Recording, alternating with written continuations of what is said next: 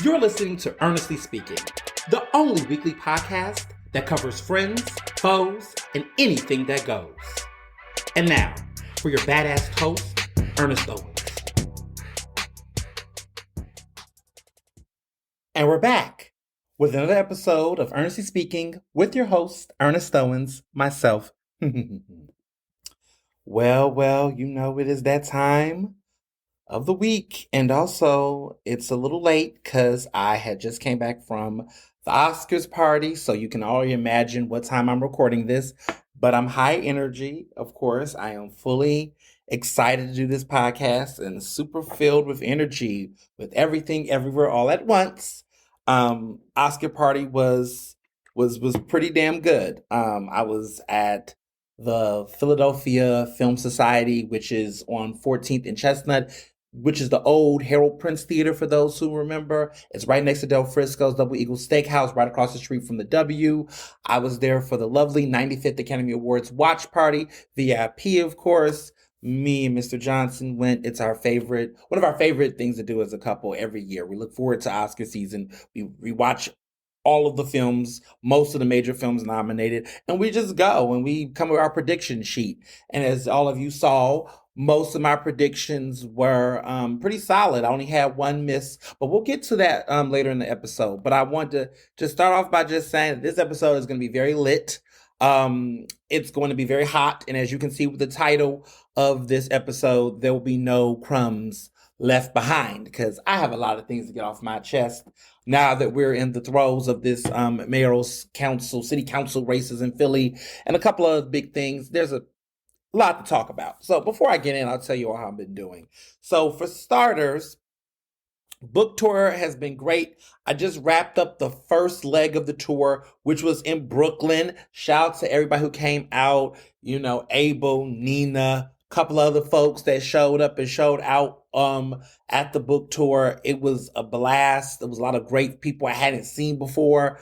People who I've been following on Instagram, they came through. Folks I went to college with over the years and haven't seen in almost a decade. I was like, wow, how you been? So shout out to a lot of folks that came out and showed love in Brooklyn. I went to a really great restaurant called Boutros with Abel, and it was incredible.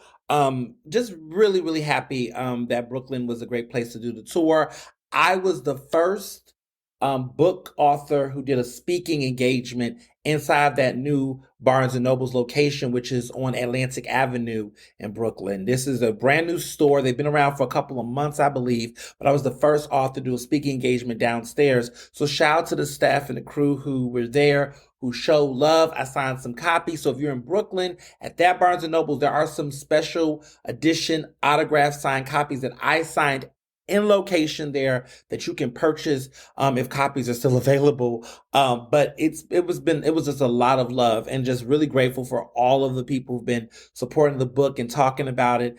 Right now we're getting ready to formulate the second leg of the tour. There will be some new cities slated, some that's going to be, other parts of the city. Can't repeat the names yet. We're confirming locations, but the goal is to get back out, of course, in April, in May, and we're going to just keep on rocking the tour into the summer. And then there's going to be some big things come up in the fall, but I can't tell you about it yet, but it's going to be lit. So we're just keeping it going. The tour has been picking up steam. I've been getting a lot of great speaking engagements. Shout out to Collective Speakers, my agent, Sean Lawton. If you want to book me for a paid speaking engagement, no matter where you are in the country, if you're trying to fly me out, a lot of great places have done that lately. Definitely hit up the link tree. If you have an organization, a school, a company, a university, whatever, I do speaking engagements. We can talk about this book. We can talk about other things, but I am available. I'm available and I'm open this year for great speaking engagements. People have been booking me all over. I'm already booked the first week in April to go to Boston. Won't tell you where I'm going just yet, but I'm having some great opportunities. So if you are looking for a speaker as dynamic as me, holla at me. Go to my website, ernestowens.com. You can see there the information on hitting up my agent who will help with my traveling and booking and get all that taken care of. But yes, I am available. I'm available for speaking engagements, opportunities like that. And also other things. I do consulting, I do other things. So if you're interested in working with me on that level and you think it's a great spot, whether you're in Philadelphia, Jersey, New York, Vegas, Santa Clara, Boston, everywhere. Just we're here. So check that out. A lot of you've been hitting me up. A lot of people have been hitting on my agent. There's been a lot of bookings. We're working it out. The calendar is lining up the dates, making sure everything is in order. But we're here to kick this thing off. So just want to thank people who've already been sending their inquiries. We're looking at them right now. And for people who are interested in trying to figure out what it is, shoot your shot. Shoot your shot. It can, I'm flexible with rates and different things. Not, let's just say, not that flexible now, but it depends. Like, let's say you're in Philadelphia and you say, look, it's a 1 hour situation. I'm not doing anything that day. And you like, look, I want to da. We can maybe make that work. Now, if you over here, like, look, I need you to come all the way on the other side of the country. And, it's a different kind of conversation. You know what I'm saying? Yesterday's prices aren't today's prices. But y'all get it. So definitely feel free to hit me up and hit up my agent and check out my website. Definitely love doing great events. There's been some great speaking engagements I've done so far this month, and also, for the rest of the spring and the summer, and of course the fall and the winter. So want to put that out there. I've made some really great media appearances this week. Some of that stuff has been coming out already. I've been making some appearances on some great podcasts, which I just did something recently that was dope. Something for the culture, voices for the culture. I can't keep up, but I have other appearances that I'll be making also for the rest of this month to promote the book. So stay tuned. I am promoting a lot of media opportunities and events and different stuff. But it's great. I always love coming on people's podcasts because, I love to just support other folks' projects and things they're doing. But I also love to be on the other side where people are asking me questions and asking me different stuff. So it's always good to be on the receiving end of it. Convos for the Culture was a great podcast I was on this week. For those who listened to it, it was super dope. They were great people. But yeah, it's always a great opportunity, a blessing to be able to, showcase and talk about what I love. So it's been awesome. I'm also made an appearance on News Nation, which apparently that episode is going to run later this week. So I'm supposed to hear more details about that. But yeah, it's been quite the time. So if it depends on what time you listen to this episode, on Monday, March 13th, this daylight savings time, whatever this rolling back, we just lost an hour, child. I felt it this morning. I was like, ooh, I know I get up early, but damn, I'm feeling like it's already 9:30, but it was actually 8:30. My body was saying it was 8:30, but the clock was saying 9:30. But that was interesting. But I just tried this drink, which they claim is supposed to be a recovery drink. It's called Morning Recovery for When You Drink by a company called Labs More. And they say, take this tonight. So I'm taking it tonight. They say consume while drinking or up to 1 hour after you drink your last drink. Apparently it's supposed to keep you fresh and looking good, yada, yada, yada. We'll see. I'm taking a sip now as I'm talking this podcast. Mm, it don't taste bad. It's decent. It's 100 milliliters. It's called Morning Recovery. We'll see if I wake up and, be a new. But they apparently sell it at Urban Outfitters. Mm. I'll let you know if it works. We'll see. But yeah, it's an interesting drink. Um, so yeah, I am working. I'm doing a lot of things. So, um, at 11 a.m. on Monday, March 13th, from 11 to 1. So if you're listening to this podcast early in the morning, and you got a lunch break between 11 a.m. to 1 p.m., I'm going to be at Uncle Bobby's bookstore. Yes, I'm going to be in Germantown. This kind of happened impromptu, so if you've been following my social over the past weekend, you probably saw this already. I am going to be at Uncle Bobby's bookstore in person. Mark Lamont Hill will also be there because he's the owner of the bookstore.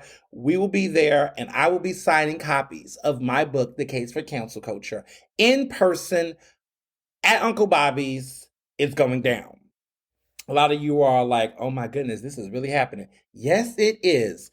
Listen, time changes things. And sometimes, when people sit down and have real conversations and get to know each other and, you know, have the real conversations, progress happens. And so I'm very happy to see progress happen, right? Amongst two Black men in this intellectual space, in this media landscape, being able to set aside differences, come to some understanding, find common ground, and work together and make things happen.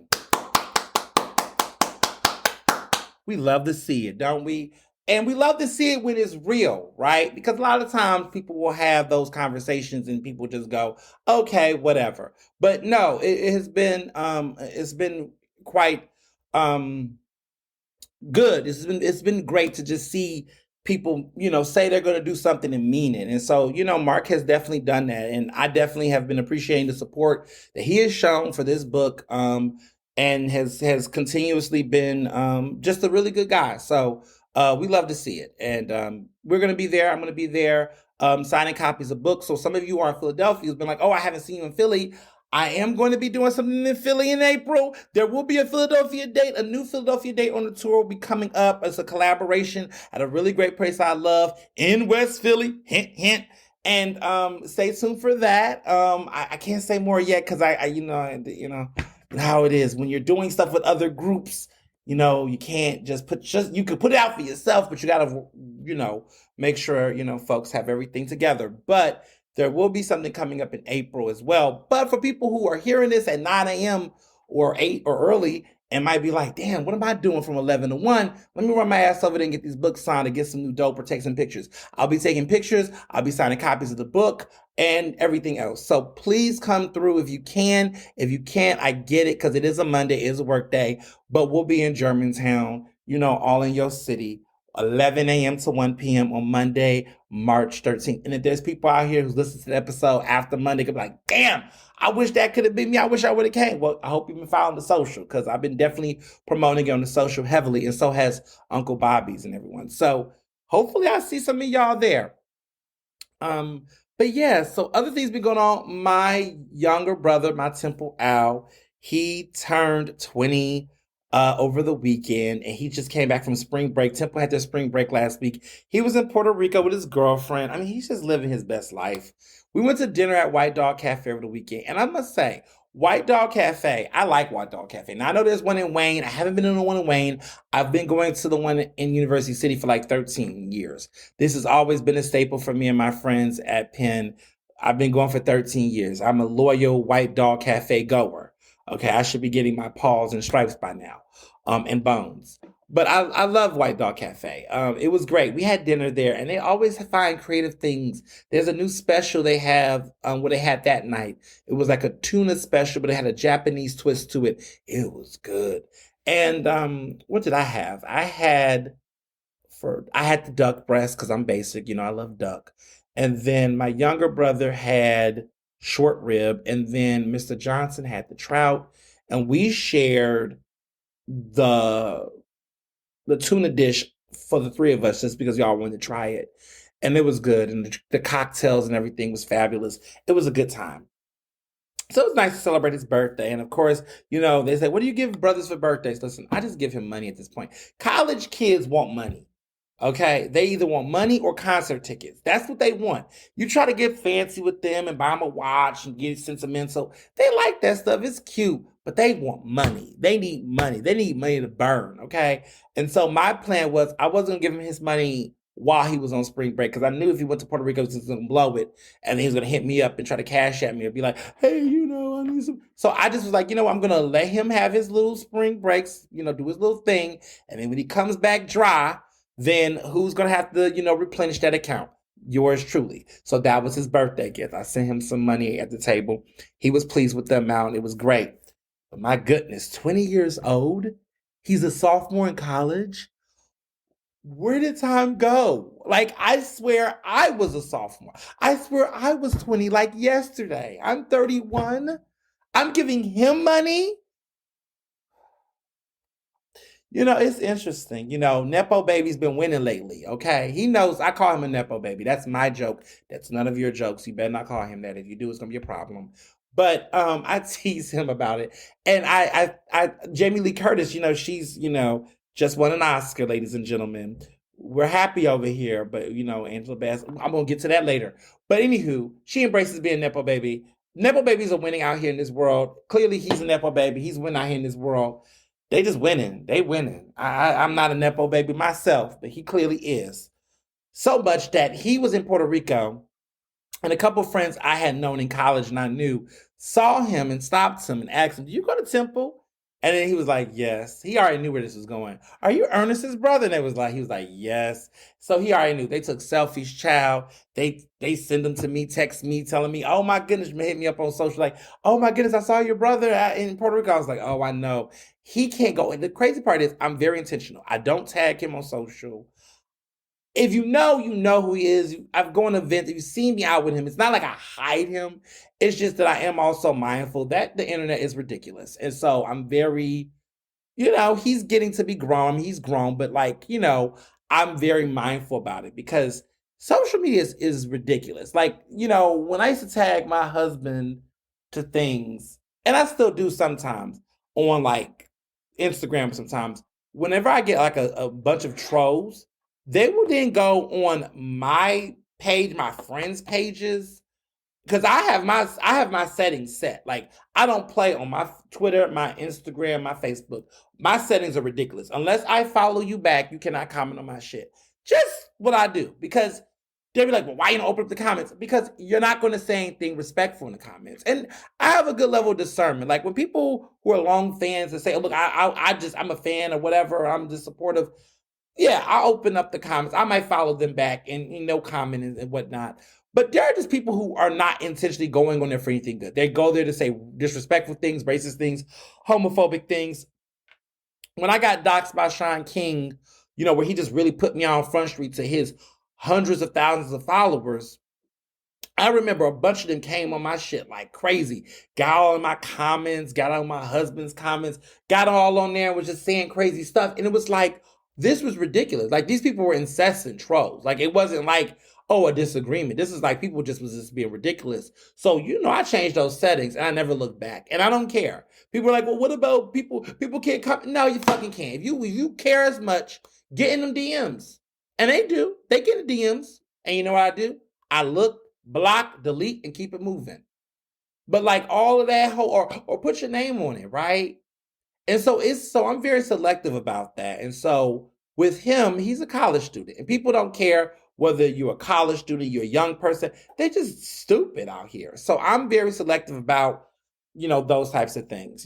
People that know who my family are, my family folks are close, they're closer, they know. But I'm very mindful about broadcasting names and locations and all these things because it's there. But people see them sometimes and they recognize them and they're very much so respectful and kind and thoughtful because he is young and he is a student. And, again, he can't help that he's siblings with a famous person that's outspoken.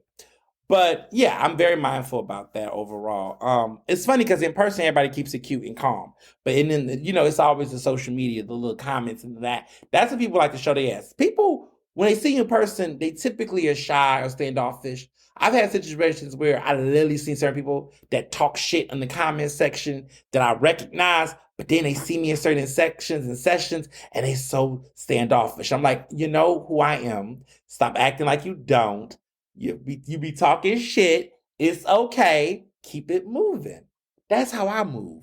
But it's a lot when you are on the internet talking, but your words don't match your attitude and your vibe because something happens, right? Especially when you're doing it to a good person. Just saying.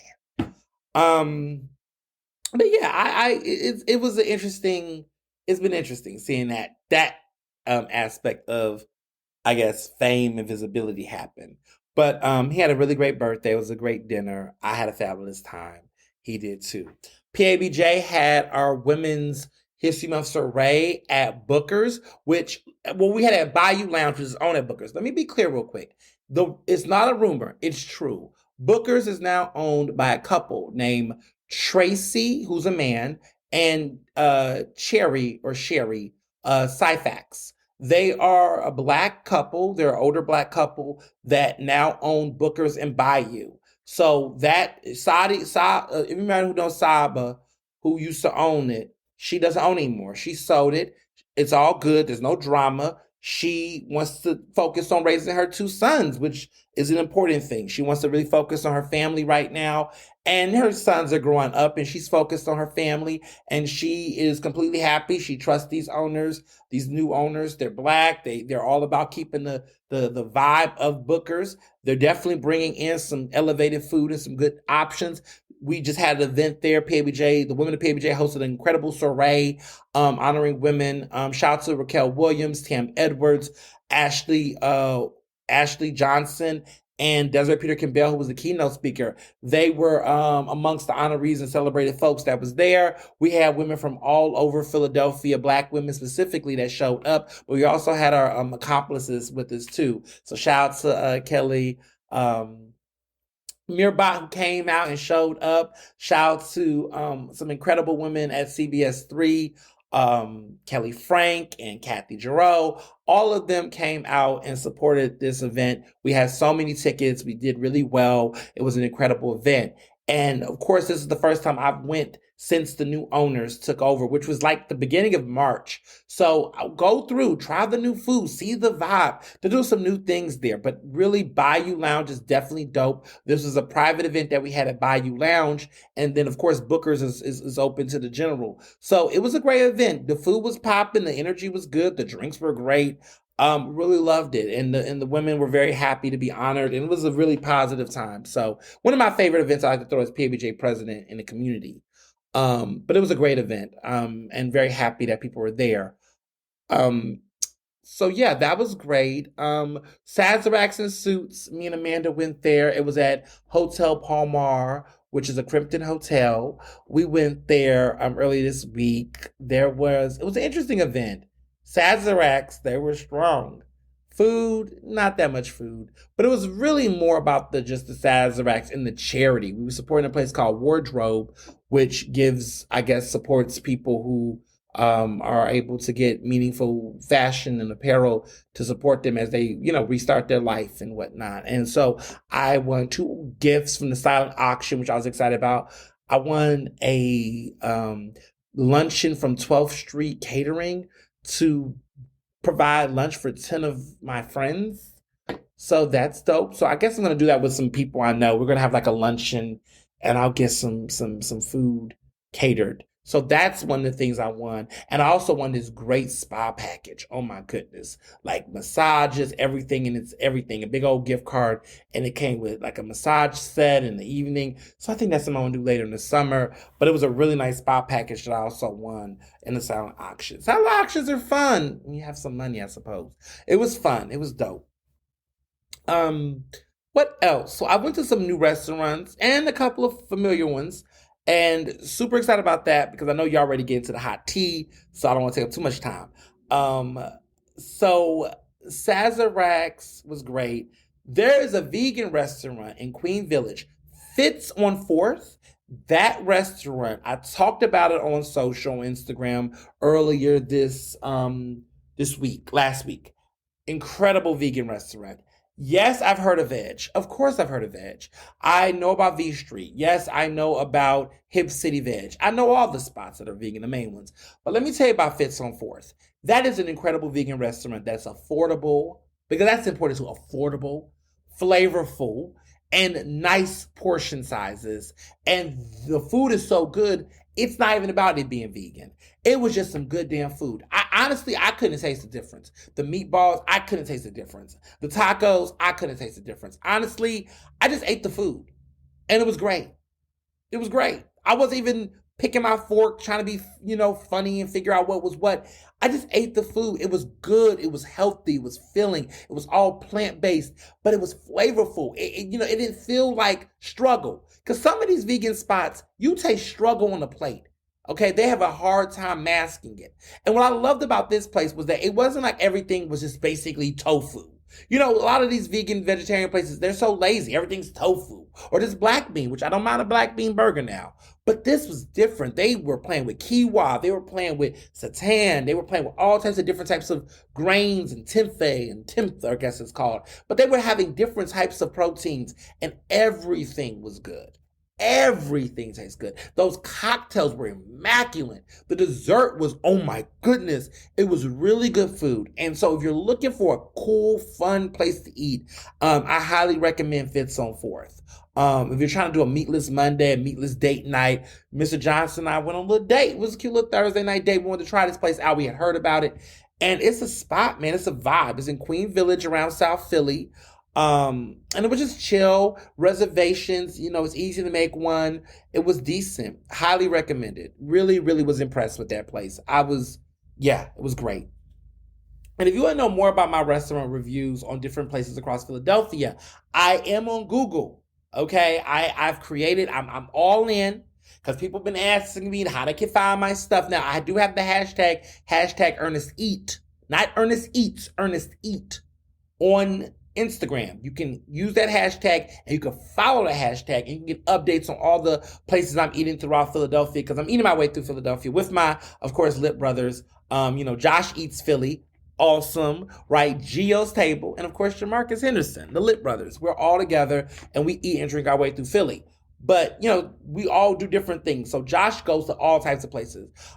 He's more of the he's his it's interesting because he's doing date nights now, and then he's also doing like he likes a lot of fun food and a lot of hot fun food spots, and then that's like his style. So we all got our own like personalities. Like Josh is more into like, okay, what's the latest hot dog pizza spot? Junk food. He does do date nights at some nice spots as well, but he's all about what's the hot, like eye catching, eye grabbing type of food. Geo, George, of course, Dr. Geo, he likes food that's like soul food. He's into like black owned venues and restaurants. He's into some really nice like thorough restaurants, and he travels. Like he goes to different parts of the country and try food from different places. And then Jamarcus is all about the drinks and the cocktails. So when you see his page, it's liquor. It's liquor. He loves a good bar. He loves bars and nightlife and nightclubs. So we all have our flair. And my flair, honestly, I'm a bougie bitch. I'm normally at these high-end restaurants most of the time. Now, I go to different spots all around, right? And I try to find affordability. But I'll be at the most, like, ridiculous as, like, high-end spots in Philly with the top chefs and things. That's, like, my thing. So when you go on my page, a lot of times you're going to have to break the bank or put some money aside. Sometimes. Then I also find a couple of places where, okay, it is not expensive as fuck, but the food is always on the top 10 level. So I'm always about elevation. You're not really going to see donuts and pizza on my page.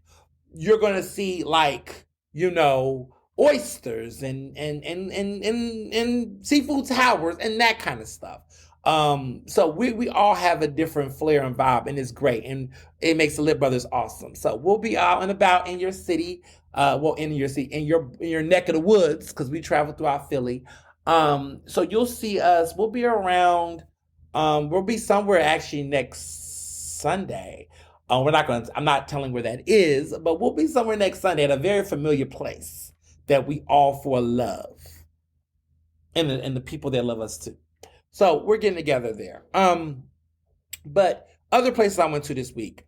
So Lauren and I, my good Judy Lauren, we went to Pearl and Mary. Y'all saw that seafood tower. I barely ever put pictures of myself near food. I always typically show y'all the pictures of the food because it's not about me. Some of the girls love to put all the pictures of themselves and all that with the food and shit. No, I typically like to show y'all the food. But I wanted a proportional photo, and so my homegirl Lauren took this picture of me proportionally by this seafood tower. That was called the Royal Seafood Tower. It is $150, and it is the biggest seafood tower that they have at Pearl and Mary. Pearl and Mary is a seafood spot. I mean, they have other dishes, but it's about the seafood, y'all. If you're not, like, I love it. For all of my folks that don't like, that my pescatarians, my Muslim eaters who really like to avoid pork, people don't like food on land and just only sea only, this is the place for you. They have everything, everywhere, all at once. I'm just going to always use that phrase this year. I love it. I love the movie. I love everything. The food is incredible. It was all seafood. So we did a seafood tower. Now that big ass seafood tower, we greedy. We treated that as an appetizer. We ate that as an appetizer. Then we went on and had the Brazino. We had the red snapper, which was fried. The red snapper wasn't fried. We had the cod. I think it was cod and chips, fish and chips. That was fried. We had the grilled branzino, and we had the red snapper. All of that was good. And then we had great dessert. We had a 12-layer coconut cake slice. And then we had an apple lime pie, cream pie. That shit was incredible. All the cocktails was good. But let me be clear about those cocktails. If you are a person like me who like fruity cocktails, They don't really have so many. They don't have like one fruity cocktail on their main cocktail list. Here's a pro tip about Pearl and Mary. They have non-alcoholic drinks. They call them temperance cocktails. My husband, bartender Barry. They're called temperance cocktails. Temperance cocktails, for those who don't know, means cocktails that don't have any alcohol in it. Now, here's what you do. You get those, right? They're like, I think they're $9, but some places they be like $6. And you tell them you want that with a shot or two shots of whatever your liquor choice is. Let me tell you something. They're the best chasers. Real G's know this. Go to a good bar. If they don't have some of these bars are really big on whiskey or stiff drinks. And if you're a whiskey stiff drink person, you're going to love the fuck out of Pearl and Mary because they make those drinks for you. But if you like fruity cocktails like me, you love drinks in martini glasses, I have an obsession with cocktails and martini glasses and coupe glasses. I don't know why. I just like holding stems. I just love the sexiness of it. I love sipping on the rims. That's just me. It's just my fetish. That's just what I like. I really don't like highball glasses, especially when they fill them with ice, because, like, what the fuck? You're not really getting a real drink there. I don't really like drinks with ice personally. I like to have my drink served up straight. Serve it up, in a nice coupe glass, a martini glass. I need it grown. I need it sexy. I like a little garnish. That's what I like. That's me. That's my taste, okay? So when I go to Del Frisco's Grill or Del Frisco's Double Eagle Steakhouse, I'm getting the VIP. That is me. That's the quintessential Ernest Owens cocktail is the VIP there, right? Other places got drinks that meet that criteria, but like I like a good tart drink. I like a good fruit drink. I like a garnish. I'm very particular. And so when I find places that do that and do it well, I'm in love.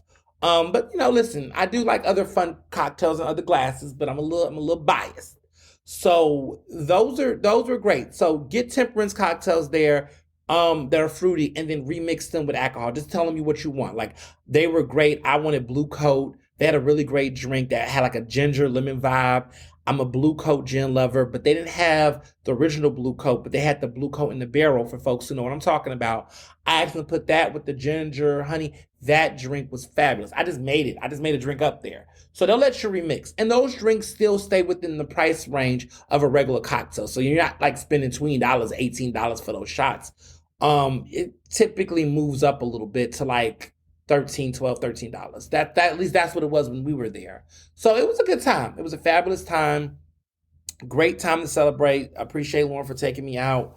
That's the location. By the way, Pearl and Mary is in the neighborhood. It is where that old pasta space was, right there across the street from Elvez. Y'all know what I'm talking about. That little restaurant. If y'all in the neighborhood a lot, this is right next to Sampan. Over there where Sampan or Alpen Rose, it's like right next to Alpen Rose. It's on that corner, and it's right across the street from Elvez. And then Van Luren, an ice cream place where the old Capajura is right there. There was a other pasta place there. I forget what it was. It was forgettable as fuck, but it was there. Happy that's not there anymore because that place was just kind of lame, a little corny, a little whack. I wasn't really feeling the pasta there. So this place, Pearl and Mary, is a hit though. A lot of black people are going there, which I'm happy about because black folks love seafood. Okay, we don't care where it's at. We love seafood and the crab legs, all that's great. I know a place is good when black people are there. They don't care the price. Seafood is just what we do. We love seafood. Okay, and the oysters. Oh my God, the oysters, top tier oysters all the way. I mean, I know Oyster House is like the place, but if Oyster House is getting a little too crowded, Pearl and Mary is right there, y'all. Just saying. Okay. Royal Boucherie went there for brunch. Of course, Gio and I went there. We went there. Mr. Johnson, his husband Mark. We went with a lovely woman named Marta, who's a really great foodie and food. She makes great. She's all across the country. She's based in San Antonio. She's Sense and Sensibility. If you know who she is, she's a black food cook. She does recipes. She does all of this on the internet. She makes great content. We was out with her husband. It was the six of us. We had a great time at Royal Boucherie. Yes, Nick Elmy doesn't own it anymore, and he's not, they have a new chef there, but it's fabulous. They also have great oysters. They're right there in Old City. For those who haven't been in a while, cocktails were on fleek. They got some really new drinks on the menu. They also have temperance cocktails for those who don't partake in liquor. Great time. I went there for happy hour with the boys. We had a Lit Brothers happy hour last year, and that was fun. But I really did enjoy Royal Boucherie for brunch. They had a croquette madame. But see, this let me tell you about this. Now, croquette madame, this is apparently a ham. It's a French. It's a ham sandwich with a runny egg, and they have the sauce on and everything. So I call it a scrammadam because I got the egg scrambled because I don't like easy. I don't like runny egg. Not that I'm judging people that like it. I mean, that's what you like. I mean, by all means, I like my eggs scrambled, unless it's like a boiled egg. I don't mind a boiled egg, a hard boiled egg. But I don't like runny egg. Not crazy about it. Not against people that don't like it. I'm not, but I like it scrambled. I just want it scrambled. And so I called it the scrammadam. They laughed at me. Um, First world problems, but it was a good sandwich, and the food was really good overall. But I highly recommend it. So yeah, that was everything. I'll talk about the Oscar party when we get to that section. But in other big news, Trump might get indicted. Okay, Trump might finally get criminally charged. I am excited. Now, we've been hinting at this for several weeks on this podcast, several months actually, but it's looking like something might go down. According to the New York Times this week, they said that the former president was told that he could appear before a Manhattan grand jury next week if he wishes to testify, a strong indication that an indictment could soon follow. Okay, prosecutors are signaling that criminal charges are likely. It's getting real. It's getting real, y'all. Alvin Bragg, okay? It's interesting, because apparently they're saying, like, listen, prosecutors has offered Trump the chance to testify this week coming up before a grand jury. Okay, that has been hearing evidence. They've been hearing evidence about a potential case. And it's a lot going on. This is what the sources are saying. They're saying that these types of offers are almost always an indication that an indictment is close. You don't do this if there's no smoke. So District Attorney of Manhattan, Alvin Bragg, let me let you know right now, partner. Look, brother, we was mad at you last year because it looked like he was just going to throw this aside. But he's getting on there. He's focusing. Talk about redemption. Aren't we so happy we didn't cancel him yet? See, look, Alvin, look, brothers, listen, this year looked like we seeing an upswing because brothers weren't shit for a minute. We seeing some changes right now. I'm proud. I'm getting proud, but I don't want to get too excited. But they're saying in New York, potential defendants have the right to answer questions in the grand jury, and this is before they're indicted. But they hardly testify. So let's be clear. Trump is expected not to talk and cooperate with the grand jury. Most of these people who are in situations like this that Trump is in, they oftentimes do not participate. So even though there could be an invitation for him to participate, we're not expecting him to. So let's be clear. This week, Trump might just say, fuck y'all, I'm not doing a damn thing, which is likely to happen, and this is not to be surprised. So sometimes I know the media will be like, Trump declined to talk to. Let's be very clear. Most of the time, they don't want to, implicate themselves. And their lawyers are probably like, you know what? They trying to figure it out. Let them throw the indictment charges, but don't you give them the rope to hang yourself. Let them even work even harder. Which, let's be clear, Mr. Bragg is definitely working harder, and he might get it. But this will be the first indictment of a former American president in history. And this could ruin and unpin his race for president, okay? It's over, y'all. If he gets indicted, it's over.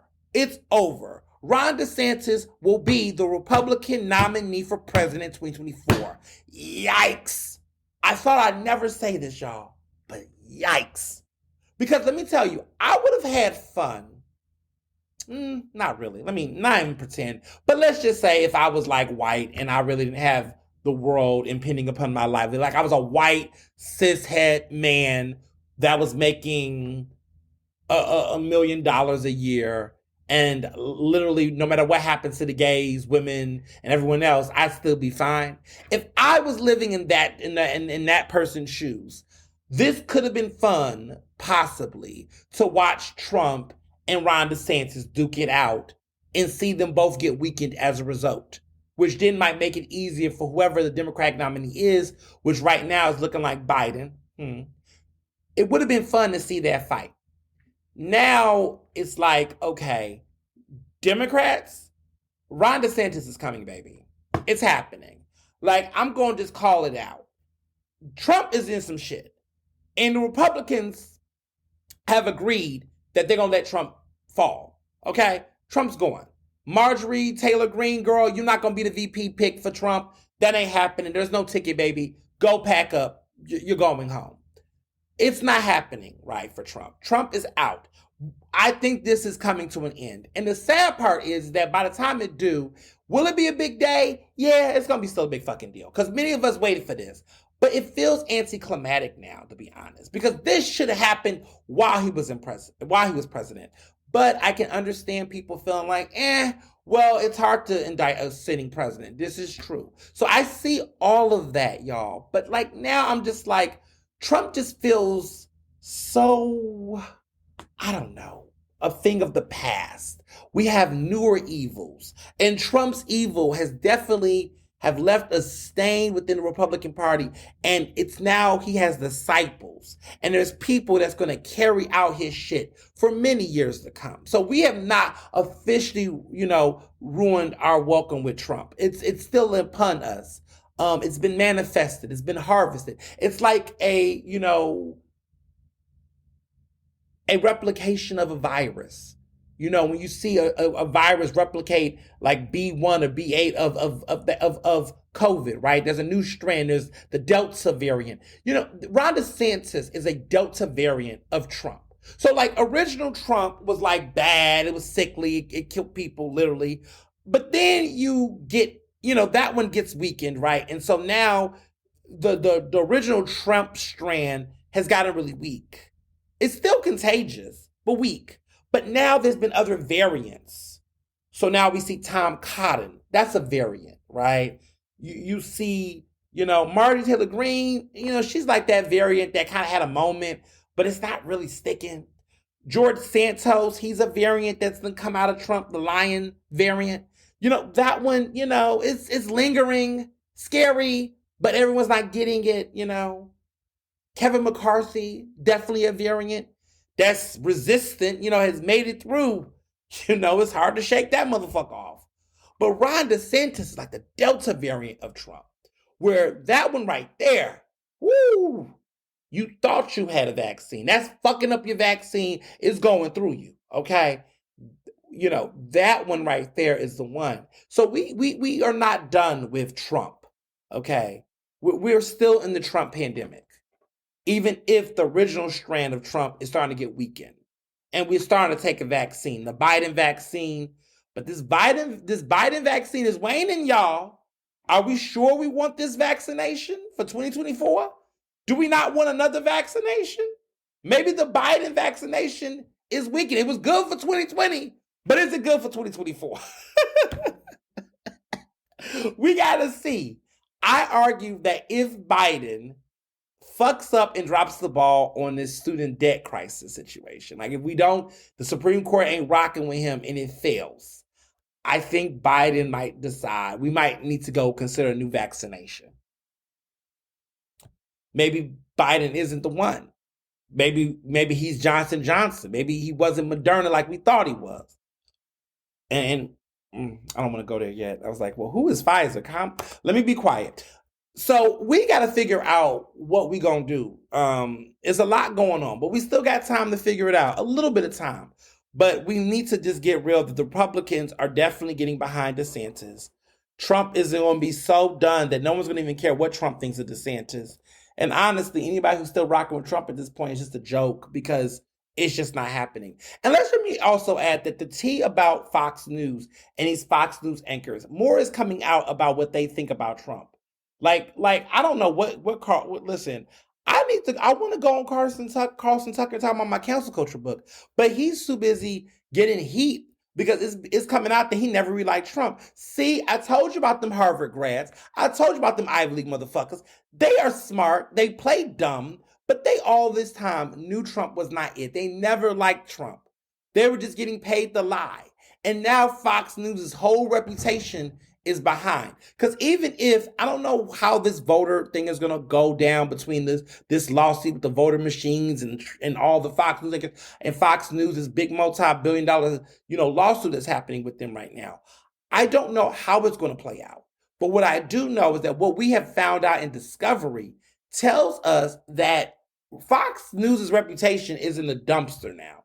I mean, it's always kind of been there for me, but I think across the board, no one can argue how detrimental and how flawed Fox is, even to their own supporters, because now their own supporters know that the people that host these shows do not agree with their views, that it's all a farce, that these people were smart, and they were. They did not. Fox News made these people nuts. I found out some interesting tea recently that Kimberly Guilfoyle, the woman who is currently talking to Donald Trump Jr., who's like his fiance or something like that, she apparently used to be married to Gavin Newsom, who's the California governor, who's a big Democrat, right? She was married to him. And I looked at old pictures and they look so happy. They were a different type of couple. And it's just interesting now to see her on this side of the political aisle where she is just gun-ho crazy about Trumpism and things. And now she's a Fox News girl. She's on Fox News all the time. But she's built this new thing. And I think Gavin, her ex-husband, of course, was the governor. I guess he thinks that, listen, this Fox News world done swept her up and ate her up. So there we go there. So we'll see how this all plays out, but that Trump indictment is coming soon. I'm just going to be watching like y'all. Stay tuned. So, local news, local things, because we got some things to talk about clearly. Lots of stuff is going on. Let me just start with, this fellow that we've talked about on the podcast last year, definitely around this time. So this time last year, we were talking about State Representative Malcolm Kenyatta, who is the Black gay state rep of PA. He's based in North Philadelphia, representing North Philadelphia. Now, around this time last year, we were talking about how he was running for U.S. Senate against, of course, Connor Lamb and John Fetterman. Now, you all know I told you that wasn't going to happen. And guess what? It didn't happen. He still stayed a state rep, but he was not in the U.S. Senate. Of course, John Fetterman's there, and he's taking time to get his, to be on rehab. We're working on him. We're working, keeping him in our thoughts and prayers, and hoping that Fetterman has a speedy recovery. But his former opponent is now announcing that he is running for Auditor General. Now, we have seen this Auditor General situation. Now, let me give some background. The Auditor General, that's a boring-ass job, but it is an important state job. This person looks at the finances and funding of the the state, the Commonwealth, regulates all of those things, advises higher-ups and administrators on budgeting and finances and all the different things. The Auditor General is a very studious role. It's nothing to be to play with. And in Pennsylvania, our current Auditor General is a Black man. His name is Timothy DeFleur. He is a Republican. And listen, let me tell you something about Timothy DeFleur. That ain't nothing to play with, because the important thing about that position and why I say that you can't play with that, let me explain. So let me back up real quick. The Auditor General audits public funds in Pennsylvania, right? They report findings and recommendations to the General Assembly, which is the government body, and the governor. And this is important under the legislator because this person really does look into finances. They conduct independent audits with acceptable professional ethical standards. They issue these appropriate reports on the use of public resources. They basically see and make sure that anything that's involving our funds and our resources in the state is done right. They conduct audits. Now, let me back up real quick because I have to take a moment here. When is Malcolm Kenyatta in his natural life ever conducted an audit? What finances has he done? Does he own a business? Because I mean, has he ever been a treasurer of an organization? Has he ever had to actually legitimately manage funds and do these types of financial fiduciary responsibilities? I know I have, but I ain't running for Auditor General. That's not my job. But I'm just curious what kind of actual experience, because it's one thing to talk about, personalities and beliefs and things. That's great, but personalities and beliefs don't actually shape what these job descriptions do. You know, I just feel like, if we're going to run against people, right? And we're going to tackle certain roles and we want to be qualified for these roles, you know, Timothy DeFleur was the controller of Dauphin County. He served as a controller before he took on his position. I mean, the guy has done this work before. He was the first black person to win a statewide executive office in Pennsylvania in 2020. That was before, Austin Davis, became lieutenant governor. So he's held this position in a historic fashion. I just want to put that out there. Like, I'm not saying I endorse Republicans. No. But I'm just saying this man has experience. And honestly, from what I've known of him and what I've heard about him in Harrisburg, Democratic colleagues do not find him to be a threat. They don't find him to be a Trumper. They don't find him to be threatening whatsoever. He's 61 years old. Seems like a decent guy based on what I've looked at. I haven't really heard anything controversial about him. He comes to Democratic events for certain candidates. He seems to be willing to work with people across the aisle. He has a history in conducting audits, serving as the controller of Dauphin County. I just don't know how Malcolm Kenyatta feels like he should go against this guy. I mean, to be honest, it just looks like Malcolm is just looking for the lowest hanging fruit. But the lowest hanging fruit should not be an actual serious position that involves the city's finances. The state's finances and obligations. And I just feel like, once again, biting off more he can chew. It's disappointing, but I get it, right? He tried to push this documentary about himself that hasn't really gotten much traffic in Philadelphia or really around the country. It hasn't picked up the momentum that he thought it was going to pick up. This announcement for Auditor General hasn't really picked up that much momentum, actually, so far. It's not, and there's a reason why. Because we are in the middle of a fucking crowded mayoral race. Who the fuck announces that they're running for a statewide seat in their city, asking for funding and support in the middle of a mayoral race and a city council race, let me add, where literally everyone is literally focused on that? I don't know who's on this team, but I'm here to tell the team, what the fuck? That's dumb. That's stupid. Why did you do it? Just pointless. But I'm willing to bet that it's his ego. Because it was his ego when he decided to run for Senate. And the thing about it is, like, how many races are you going to just jump on? To the point that it reminds me that this man still represents North Philadelphia, which is impacted by deep poverty and gun violence. If you don't want to be the state rep there because you're too busy having aspirations that are statewide and national, then please get the fuck out that seat and give it to somebody who's willing and able. There's a lot of people I know that are passionate and would love to go to Harrisburg and represent these parts of Philadelphia. There's a young man who is a black gay man that's in the Germantown area named Andre Carroll. This guy worked his ass off, ran against a longtime Democratic incumbent that quite frankly don't deserve to be in that seat anymore. And he ran against this guy, almost beat him, was not a bad first time race, had great endorsements, and decided, that he's not going to give up. Somebody like that wants to be a state rep. They care about it. They understand why they're there. This guy has been fortunate to get the seat. Didn't really earn it, let's be honest. People around him, like working for Sharif Street, the state senator Sharif Street, who he backstabbed. He had been given this opportunity on a silver spoon by the establishment at one point in time. All the Hillary love, all the Biden stuff. He played the game to get into these spaces. And then now he just wants to just aim higher, and nothing's sticking. Nothing's happening.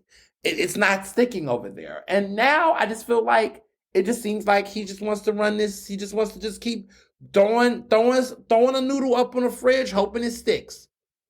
And, listen, I'm not one to hide behind closed doors and talk my shit. I say how I feel out openly. And I want to also use this opportunity because this has been brought up over the past couple of weeks. And I'm really tired of people talking shit because I name names. Let me be clear. I've always named names on this show and just in what I do. So let me address something that I had heard. So there's a guy named John Brady, some young Dems dude. I don't really talk to this dude. He did something really fucked up and I believe was racially insensitive. There was a situation that involved a person I know, an activist in Philadelphia community who, was running a campaign for then Sherry Cohen in 2019. This person, felt like the woman who was running for office at that time, there was a woman who was running for city council at large. He basically said, this woman is claiming she's Latinx, but she believes she's white. And there's a lot of information that would suggest that there's something that suggests that this individual in question is not identifying the way to which she says she is racially. So they called it out at an event that she was speaking at. People viewed it as him heckling, them heckling her. They used they them pronouns. That they felt that they were heckling them, and at the end of the day, this dispute went on, and this person no longer was on the campaign of this other person, Sherry Cohen's campaign. So this activist, has thus lived on with their life. At the time, John Brady had posted on Facebook a post that said that this person should be hosed down, referencing to the activists, that they should be hosed down. There were many people that jumped in and said that was out of line, like hosed down, like water hosed down. Like, who says that? This person is black. This is a dark-skinned black Philadelphian. Why would you say they should be hosed? Like, who refers to a human being being hosed? So I thought that shit was racist, and I called them out on social media. They blocked me because that's what the fuck they do. They saw me one time. There was a protest a couple years ago when eye candy was using N-word, and they walked their ass into eye candy when the community was out there talking about how this place was calling people the N-word. This person, John Brady, went into eye candy. So I got some thoughts about this individual. You call yourself a Democrat, progressive, all these types of things, but these are the type of things that you do. So when people look at you funny, and when people say these things, we match them with the things that you have said and the things that you have done. But let me be very clear to people like John Brady, and even people like Bob Brady, whoever they are, keep my name out your mouth. Because I don't speak on you. I don't discuss you unless something comes back about me. So this person had told Candace Running that there's this page called Philly Blast. And let me be very clear. I have nothing to do with that page. And I'm going to get into why I have nothing to do with that page. Look, I don't know who's running the page. I have no connections to the page. It is what it is. Some of the information they're putting on that damn page, I went this week, I was like, oh my goodness. Some of that stuff is questionable. A lot of the framing is a little interesting and disturbing. Some of it's problematic. I don't know if it's one person running that page or multiple people. Apparently they're fans of me, which is why people thought it was me or I was connected to it. Yeah, I don't know who it is. They like my book. You got good taste in my book, but like, what you doing? So whoever it is or whomever the group is running that page, let me just say this. If you're a fan of me, you support me. First of all, let me just say this. Don't put typos on your tweets. Spell check your stuff, okay? Just spell check your stuff. Also, be mindful about the insensitivity about how you're saying things about black women. Some of the language and the framing is definitely rooted in some misogynoir. You may not know what that means, whoever you are, but I would just say some of that language and some of the way you're framing stuff. Look, you can say you don't like a person without doing it like that. There's just other ways. Also, verify some of the information you're putting up about certain races and candidates. Because as somebody who gets tea and get information, some of that stuff they're putting out there, I'm like, I didn't hear that. Certain signature position challenges, certain information. It's just like some of that stuff is a little like is this true? This isn't true. This isn't verified. Like, if you're going to do this, I get it, right? But you gotta be, you gotta cite sources or point to a direction. Just throwing it out there on the internet is just, So, but maybe they're having fun. Maybe they're just a troll account. I don't know what they are. But here's the thing that I will say. So from what I gathered was that this John Brady dude, who I don't know if he's related to Bob Brady. I don't think they're related. Bob Brady's over the Democratic City Committee. I don't think they're related. I don't think this person's related to the other Brady, Christine Brady or Christy Brady, who's running for controller. I think they just all got the same last name, I guess.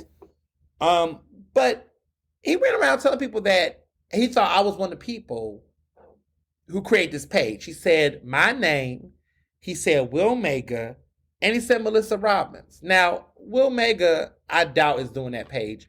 I don't talk to Melissa Robbins. I haven't spoken to this woman in years, actually. So I don't know what she's doing, what she's not doing. But it don't seem like she would, because they're dragging her and dragging other people in there. So I don't think that's right. But it's interesting that my name was put in the conversation. So let me tell you what I can say about myself, since people want to, name drop me. Because, see, this is what I do. I go back and find out you're talking shit, and there's a problem. So let me tell you what I do. I've been in the game for 10 years, okay? I've been talking my shit for a decade.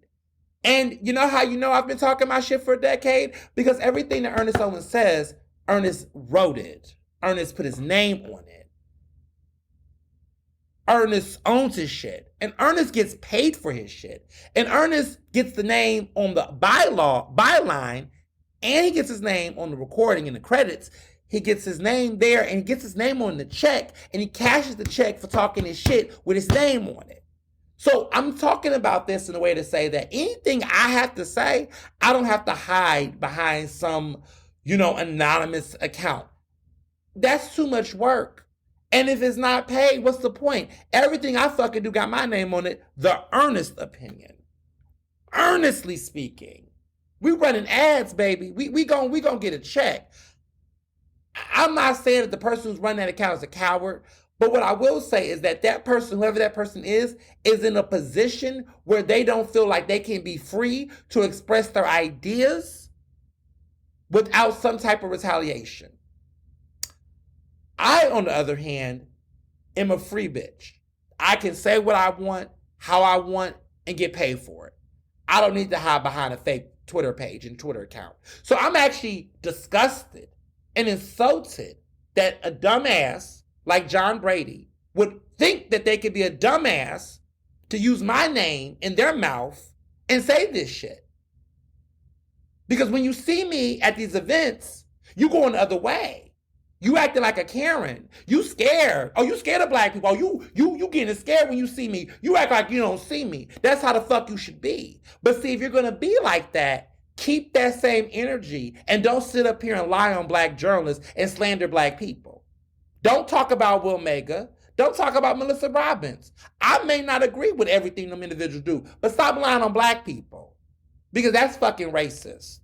And you clearly have a problem with black people if you're going to sit up here and talk about hoes and people.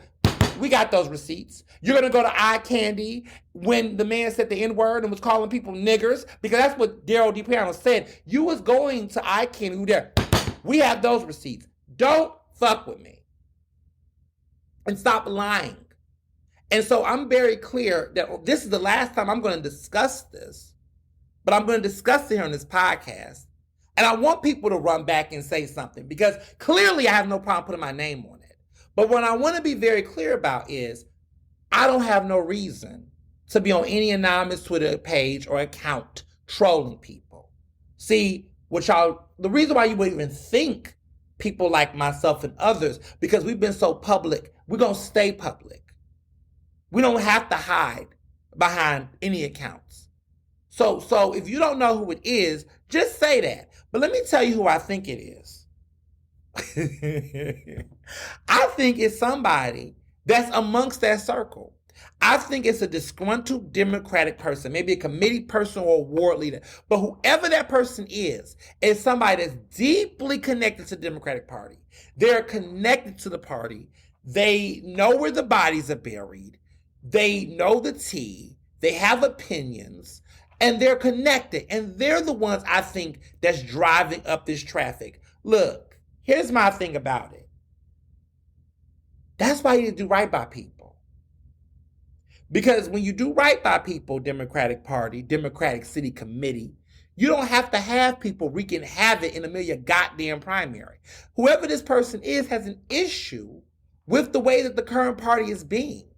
Now, maybe some of the antics and things they're doing may not be in the best light, but you know what? I dig deeper to say that whomever this person is, or people or group, because they said they have an editorial board apparently, interesting, whoever that is, or whatever that is, they're probably someone that's mad at the system. And it doesn't justify what they're doing, but it's just to say that this is what happens when you have a dysfunctional family. And so the Democratic Party in Philadelphia is dysfunctional as fuck. And I just wanted to put that there. Moving along. Moving along. Petitions. Petitions were due last week. There's all kind of chatter about who's challenging who on petition signatures. I haven't been following the drama that closely because honestly, I'm at the part where I'm ready to talk about the candidates. You know, I'm ready to talk about the actual race in front of us. I'm ready to talk about who's on the ballot and let's go. But right now we're in this weird phase where people are challenging petitions and yada, yada, yada. Now, for mayor, there are some candidates who didn't make it on the ballot in city council. There's a Republican, I believe, named James Whitehead. He didn't make it. Some other people that I haven't heard of didn't make it. I'm waiting to see the final results. Mayor, it looks like it's gonna be 12 people running for mayor. 8 viable candidates, and this is my opinion on the 8 viable candidates. Then there is James DeLeon, Warren Bloom, this white man who's a former cop, and this black woman that no one's heard of.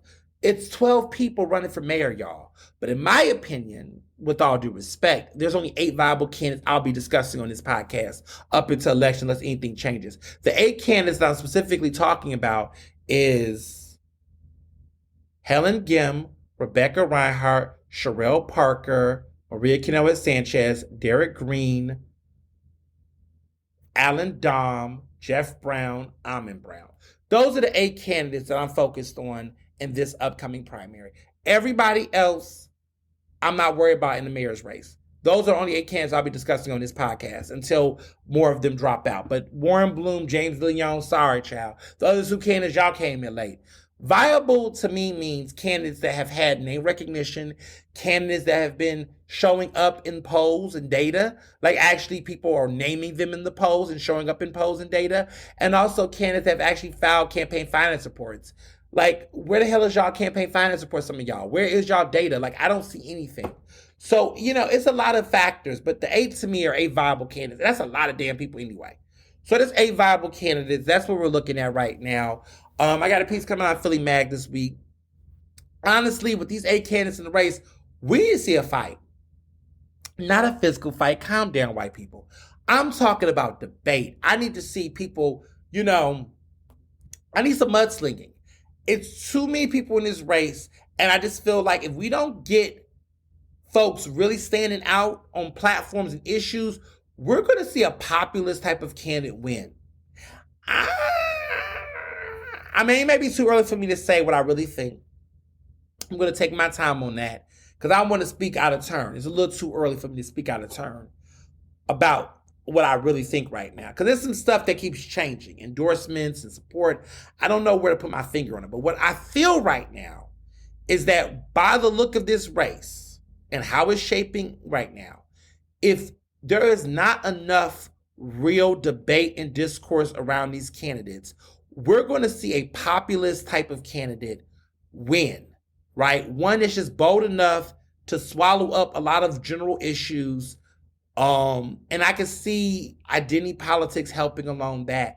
And I can see that person winning it all with a small majority, a small one, because they don't need to, you know, there's no runoffs in Philadelphia. There is no rank and file, voting. There's none of that in Philadelphia. You get one vote one time in the primary. And if whoever got the majority of that group wins. So we can ask somebody with 15% of the fucking vote and they could win this crowded race. 15%. That's all they might need in a crowded race like this.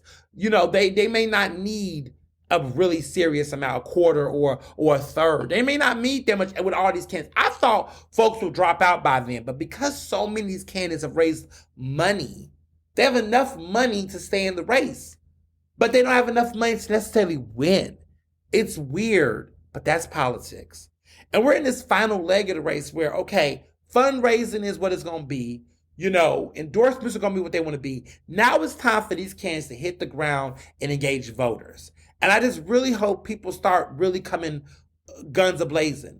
Apparently, Cheryl Parker is putting out ads around 55,000 or something like that, roughly amount. That's not a lot of money for ads. I don't know where those ads are going to be. Are they going to be on YouTube? Are they going to be on TV? What time? Because I don't know what that's a small amount of money put in ads. I mean, she needs to put some serious money on ads if she's really going to do it. Because otherwise, you're just wasting money. She might as well put out more flags, more door signs or something with that money. But that's what I've been hearing over there. So I want to discuss this. And it is one of the headlines of this is the curious case of your fave trash man. I talked a little bit about your fave trash man when he announced he was running for city council at large a couple of months ago. He had a profile in Philly Mag. There was some other articles and some buzz. When he came out the race super early swinging, I get what he was doing. He was trying to get some name recognition, get some buzz. His real name is Terrell Hagler. But I'm so used to calling him your fave trash man that's what I'm going to call him for this episode. But his name is Terrell. He's a black guy. He's a father. It's a lot of things going on with him right now. And initially, when I was going to talk about this, I came from a place of strong condemnation. I was really upset about the stories, the things I was hearing. And I really was like, Ernest, you got to go in. You got to go in on him. But I feel bad for the guy, to be honest. Now, there are some things that I'm a little like, that wasn't right. But overall, I feel like this is not a gotcha criminal type of thing with this guy. And I think it's important in media, right, that context matters. And sometimes, you have white reporters that oftentimes do stories, and I'm not naming particular names in this situation. I'm just stating what I see a pattern of, where they are so addicted to this type of gotcha, boom, bang, adrenaline rush. And often they love doing it to black people. Sometimes the action works and it makes sense to do that, right? So if you are out here exposing someone like, Sheriff Rochelle Bilal, who is out here just fucking up in the sheriff's office and just doing some stupid things with the public's money, that's a story. But it's another thing to see a person who was working class, who came into this political arena with no experience, no actual education about any of the things they were doing, that are making dumb decisions, that are rooted in desperation and clearly poverty, where you almost get a sense of empathy once you recognize how it's being framed to the public. And so when I read this story in the Philadelphia Inquirer, I just felt like it was just aggressive. It was aggressive. I felt like it was done in this way that did lack empathy. It also lacked context, and it also kind of created this ridiculous framing. And they've been doing this lately, the Inquirer, which just, as you all know, is not, they're just not my favorite publication for various reasons. Because for all the smoke that they have for black people in this community, where's the smoke in your newsroom, the lack of fucking diversity y'all have there? How do y'all feel knowing that there's no black political reporters that are black men that actually cover politics? You have no black people that cover politics there that's not an opinion or editorial. But you want to sit up here, you want to talk about, yeah, it's just interesting that the priorities of that publication is that while they're sitting around trying to be the paper record and talk about speaking truth to power and covering things and informing the public, their whole operations is sitting on a pile of shit and deflecting on their responsibilities and obligations to the community. And they're just, the pot kettle black. They're like accountability and transparency. Well, where's the accountability and transparency to the community? Where's the accountability and transparency to affinity groups? Where's the accountability and transparency to all these different partners that, you're claiming that you support their issues, but you actually don't engage them? It'd be funny if like Max Marin, did a story on like the shit that's going on at the Inquirer. Like, do a deep investigation in your own house. Just saying. Lord knows I've done it over in my house. Okay, I'm not no saint, but at the end of the day, I'm independent. But, people, maybe it's not his responsibility. Maybe he should call upon his newsroom to be better. Who knows? But everybody, it's interesting, just the lack of context and the realities of it and hypocrisies of it all. But, I read this story, and it was hard to read because, for starters, your fave trash man, Terrell Hagler, let's be clear about this guy, right? This guy, he mishandled campaign funds, and they said he bilked staffers. They talk about how he wants to make things right. They talk about, he's 33 years old. He's a millennial. He owes his former campaign staffers, according to this story in Inquirer, he owes his campaign staffers a combined $14,000 for the work that they did in January, and they left in February. He acknowledged this, that he owed them this money. But he also said that, when it came time to pay them, he said he was short in the bank. And he, quote, wanted to see if he could bring the money to pay them. And ultimately, he didn't raise enough. And he says he never not want to pay somebody. So he's very genuine about this. But they also add that he was paying himself. They said that his campaign spent, according to records they obtained, they said that he spent over $26,700 from September to February. Most of the money was the $17,200 went directly to his personal bank account through nearly 200 Cash App payments. Oh my God. So he's paying himself through Cash App, which is not good. So he went on to say that he said, I didn't say I'm going to pay myself $2,000 a month, because he said, I didn't know what I was going to be fundraising and spending.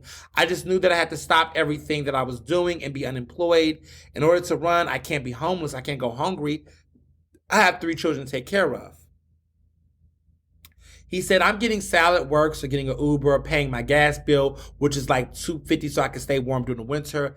That's what I was using it for, to live. So he said this in context. He was saying that, overall, he was basically using that money to be able to take care of himself. Now, he did it in ways that, according to campaign finance policy, that was not the best practices. But let me back up a little bit about this guy. He, blew up during the pandemic. If you know him, he's got thousands of followers on Instagram. He, became this big guy with a populist appeal. He had a lot of people that was into him because he was all about sanitation. He was advocating for sanitation workers, and this was during the pandemic. He got a nonprofit called Trash to Treasure. He was doing community cleanups. He was getting some grants and some support to do that. He was crowd raising. He was selling books. He was doing all kind of little things to raise money and make a name for himself. But in September, he decides to run for city council, trying to address quality of life issue. That was his big thing. But he quickly realized that he was over his head. He thought he was prepared, but he wasn't. And so here's the issue here. And he put a video out on his social media page talking about how he was in his campaign, because this happened while he was collecting signatures. Now, initially, it appeared that he didn't have enough signatures to go on the ballot. But what we find out was that literally there were other issues. He could have got on the ballot, but he wanted to end his campaign not because he didn't have enough signatures, but because he literally did not have staff anymore because he wasn't paying his staff, and he had some other issues. So even worse, because of all of this, he went to the press and talked about how he may have, unintentionally violated campaign laws, which could lead to some serious problems. I mean, they're framing it in a way of some strong, corruption and some issues on this local level. Lots of problems. So here's what I'm going to say. To be clear, where you know, hmm, hmm. Woo, do I want to go there today? I do want to go there today. It was interesting because when I first met your fave trash man as a candidate, one of the first people that he was accompanying himself with was a woman named Teresa Lundy, who is a communications political consultant of sorts. She works with some interesting people like Rochelle Bilal and some other folks. But he was accompanying her to events, and he was saying that she was, I guess, connected to his campaign or his team, which I thought was interesting because I just was trying to figure out, well, what could she do to help his campaign? But she has a background in this work. So, looking back then and looking at the things I'm seeing and hearing now, I don't know if they're still working together or communicating, but who told him to talk to the press? Who told him to self-incriminate himself before the press? Where was his team to say, you know what, maybe you need to talk to a lawyer and you need to get off of the press, talking to the press? In a situation like that, this is why lawyers matter. This is what real consulting means. This is what advising looks like. Maybe he wasn't paying people, so when the money dried up, everybody left him. But where are your friends at, Terrell? I didn't know this was going on. Terrell and I are not friends. We haven't hung out like that. I know of him. But I'm just trying to figure out who told him it was a good idea to talk to Max Marin, this deep investigator of the inquiry. Who? What? Brother, if you would have talked to me, I would have just been like, what's going on? But this is what I mean by unnecessary damage, right? Why are you telling all this tea to these people? Listen, if the staffers went and gave this information to the Inquirer, they should have then spoke to the reporter, and they should have been the ones to speak if that's the nature of this situation. But why would you incriminate yourself? Because maybe there are things that you're saying that you may not even know. Could be different, could be interpreted a different way. Maybe you have someone who's a lawyer that can actually look at these expenses. Maybe some of this stuff is justified. Maybe this stuff isn't the way that you're presenting it. But this story does too much. I feel like the reporter did a lot to interpret a lot of this for him. And I don't feel like Terrell is actually fully aware of how serious this is. And I just feel like somebody from the board of ethics will look at a story like this, launch an investigation, and it's going to be deeper. And a lot of what he's already done said is going to incriminate him maybe in a way that he may not have intended. But see, when you're a journalist and you're a reporter, you should carry the thoughts. I'm not saying you got to litigate people, but when we talk about minimizing harm, I just feel like, where's your lawyer? Where's your legal advisor? Why are we having these conversations with actual reporters on the record without considering that you might be actually incriminating yourself? And I don't know. Some reporters don't care because they don't have to care, right? But there's got to be a sense of awareness that this may not be. But again, this is why diversity in newsrooms matter. This is why media literacy matters. This is why communities need to be educated about what their rights are to the free press. This is why people need to think before they speak. This is why people, and listen, I'm not putting all this on the publications because everybody want to get their little grab, their little story. But Terrell, brother, what are you doing? What are you doing? What are you doing? I read this, I was like, you really just let the chopper out. You really sat up here and you put all this information out here. So I saw people on the internet, yo, and they're already going in because that's what white people do. These white progressives, because I got to keep it 100, they then got hype. They got all this smoke, calling him a convict, calling him a corrupt, calling him this, calling him that. I got thoughts about all of this stuff. I'm not actually thinking this man ain't accountable. But let me back up real quick. They're going in on him, talking trash, saying he should have did it this way, he should have did it that way. He ain't this, he ain't that. He's a blah blah blah. I mean, people are ugly right now on the internet. And the thing is that let's be clear, white progressives really propped him up. They were really big on gassing him up as this person they like. You know, they love that. They love a certain type of black person. See, the white progressives, they don't really see it for me like that. Most of them. Because I'm too smart and I'm too articulate for them. And because I can see through their shit. So they don't like me. They like the kind of black people, they like the kind of black and brown people that are entertaining to them, that makes them laugh, that inspires them, and makes them feel good. They like docile, they like funny, they like safe. And so there's certain black people they're never going to like. They're never going to like smart black people like myself that do not cater to their insecurities.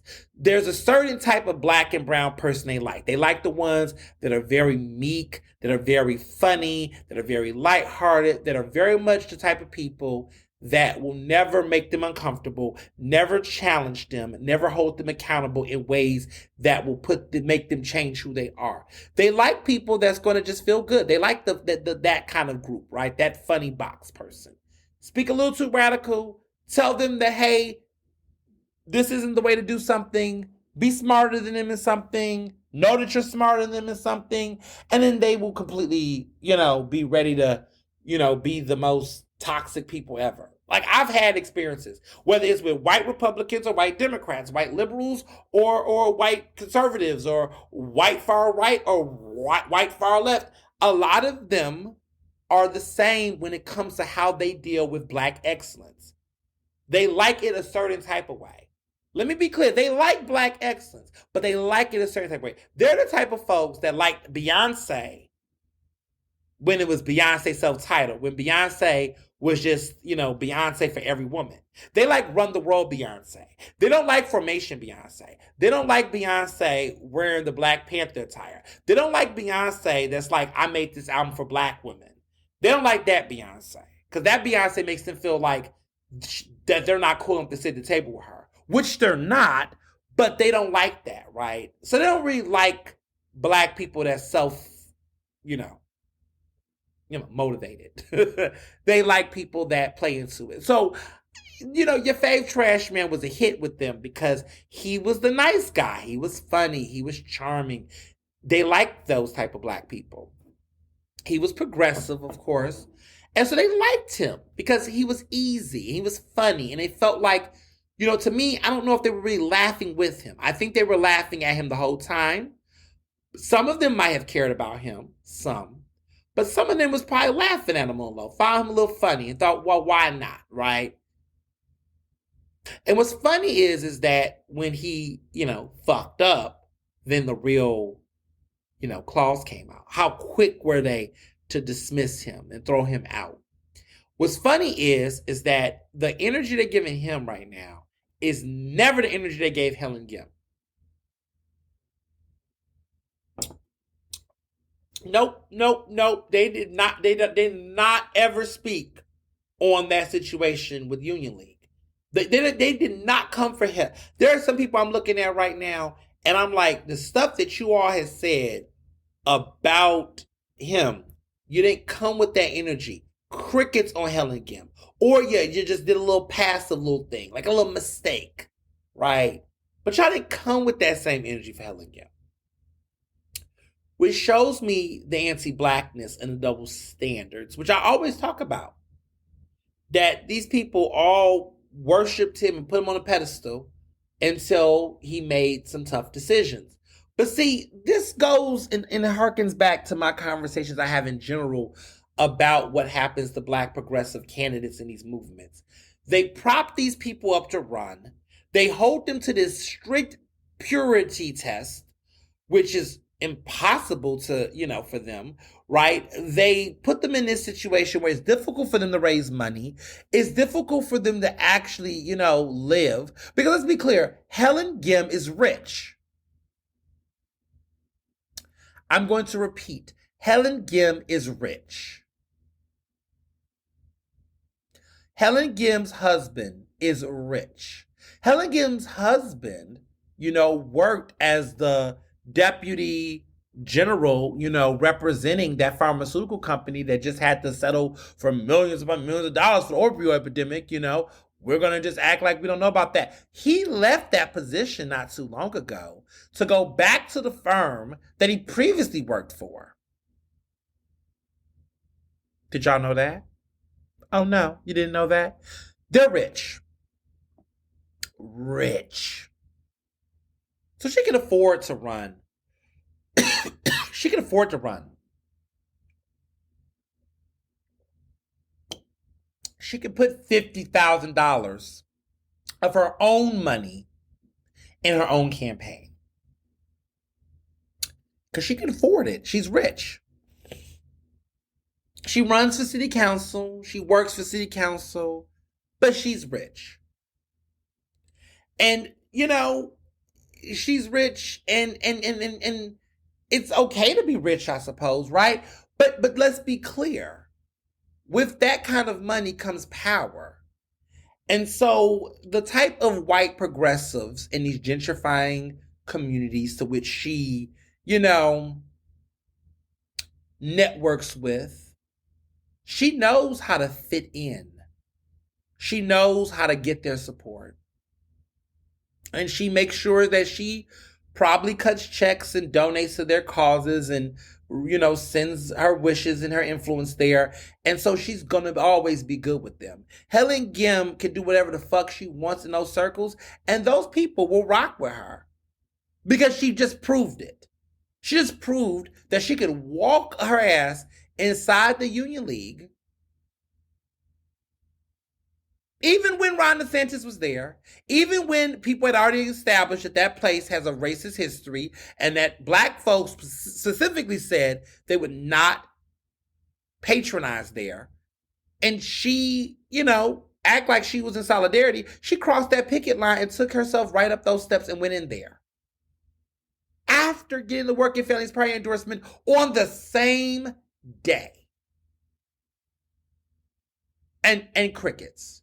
The media, they cover it with a little, I wrote a piece, clearly, but they just kind of threw it in the clout section. Wasn't big news, wasn't the big news story. Nobody really investigated, got in her ass about exactly why was she there. Like, no interrogation, it was just like a little story here. They let her get away with whatever she wants to get away with. There are tons of stories. There's tons of things that can be deep dived. I've written about it.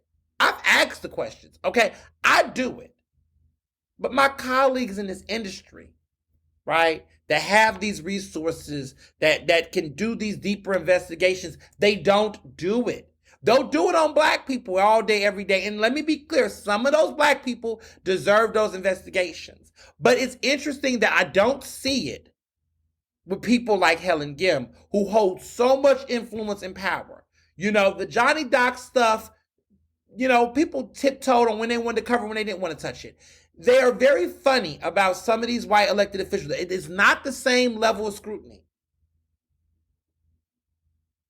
There's a double standard. And the problem is that when you do these types of double standards, then people who really do bad things weaponize those double standards to distract the public from the real conversations. But that's what they fucking get, right? These publications that Rochelle Bilal, right? There was some real serious reporting on Rochelle Bilal. Necessary reporting about how she was using, the public's money for chicken Pete's for $6,000 and other dumb expenses and things, right? Hiring people, moonlighting as attorney. Those are really good. That's really good reporting, right? Problem is that because the Inquirer and these other outlets, some of these outlets have bad relationships with the community, they can't even read that shit because other shit like what happened to your fave trash man gets exploited. And the problem that I'm seeing right now in media, and this is not even just a local issue, this is a national issue, is that people are putting things in the same bucket and holding it with the same weight. And so there's a fucked up conflation that we're witnessing right now in media. And it's been around forever. But let me just say, okay, an elected official Fucking up money is a different conversation than a first time candidate with no political experience fucking up $20,000.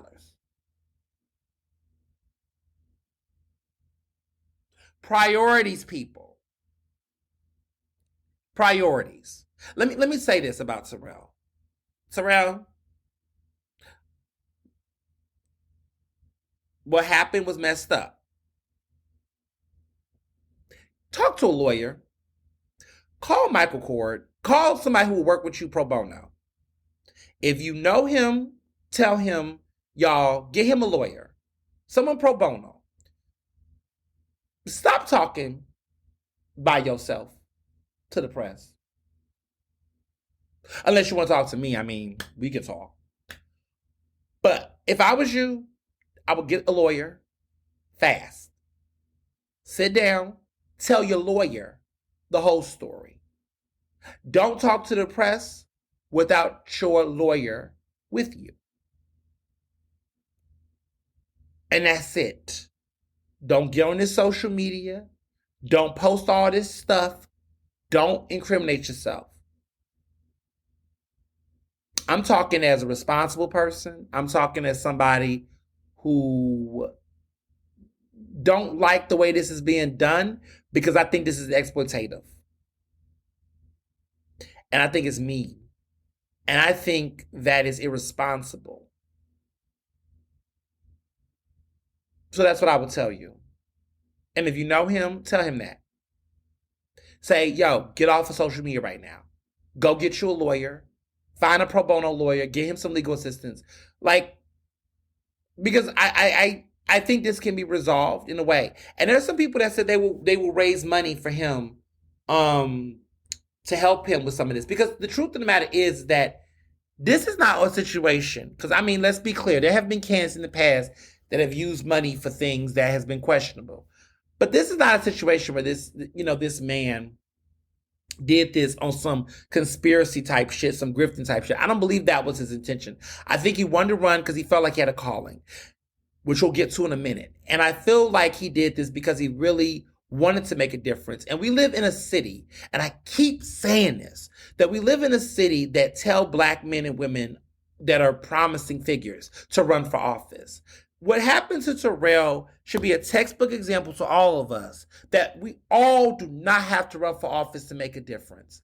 That we all can do different things with our careers because what happened to him didn't even have to happen to him. And this is why we got to stop telling people to run for office. Everybody can't run for office. Everybody shouldn't run for office. Some people should just go out and be community, leaders, authors, teachers, educators, doctors, civil servants, civil engineers. Like, we could be a lot of different things, and it doesn't have to be elected officials, right? Like Malcolm Kenyatta, just be a socialite. I don't know. Be a community organizer / socialite. Go live your best life without having to be in someone's office. Like, let somebody who really wants to serve in office. Go be that. And I bet you if he was a community organizer type of dude / socialite, we wouldn't be so annoyed with him. But because our taxpayers' dollars is paying for his salary and he's not doing shit really over in North Philly, then we're pissed off. Wouldn't be pissed off if you just say, you know what, I'm just going to go out here and be a DeRay McKesson. Now, DeRay McKesson is annoying as fuck. But like, if you want to go out and be DeRay McKesson, that's fine. Because you will choose if you want to fuck with him or not. This guy is elected in office. Like, so I'm just saying with people, some of y'all who are in office, some of y'all who are running for office, I can't vote for you. Like, I'm going to have to name some names. Donovan Tate, I'm not voting for you. I'm sorry, Donovan Tate. Oops. Donovan West. Floridian slip, not Donovan Tate. I don't even know who that is. Donovan West, who's running. I'm not voting for Donovan West. He's a joke. He's a joke running for office. I'm sorry, you're a joke. I can't vote for you for office. You're not serious. Keep your real job. Do right by people, like the African American Chamber of Commerce. Not going to go there, but just saying, do right by people, okay? But I can't support you. Not going to. Not voting for you. And people shouldn't vote for you. Like, go do other things. Be an entrepreneur. But don't waste your time in politics. This is a serious situation. Our city's in crisis, and you're just out here making, ego, self-pretentious videos of yourself flexing. Go get a girlfriend. Go do something. But like, don't waste your time running for office. Who else has run for office that shouldn't run for office? I can't keep up. Melissa Robbins. Why is Melissa Robbins run for office? You know, with all due respect, I think Melissa Robbins care about issues, right, and care about people. But I don't think elected office is it. I just feel like career politician behavior, like running for office just to run. Give her a real job. I know her cousin. Her cousin's tried to give her jobs. Give her a full-time job with a good pay, good benefits, y'all. Put her somewhere where she can be productive. But this is not it. She's not ready. It's not showing. There's other, I'm just saying. I'm just not looking. The platform isn't platforming for me. Other people running, I can't even keep up. Who is on the ballot still? I've seen a couple of people running. There's a lot of people that's running that I think are running just for reasons that just, look, they want a job. They want visibility. There's other ways to get visibility and get paid and make a difference without being elected. That's the moral of the story. Because for your fave trash man, what he was doing was already making a great impact. He did not need to be in elected office and get caught up in this messiness of politics. We see this happen year in and year out where there's this glowing star and then things fall apart. Remember Asa Khalif? I guess he's still out here. Remember they tried to run him for city council? People was hype about him last election cycle. Like every election cycle, there's always like this black community organizer activist type that they prop up and then they bring them up high and then they fall short. It gets tired. It's always that way, I feel like. Each election cycle, I feel like it's always that person and they lose and they kind of fall into obscurity. And I hate that that's happening to Terrell. I'm happy that's I hate that that's happening to him. But that's just the nature of politics. So we just got to do better. My thoughts on that.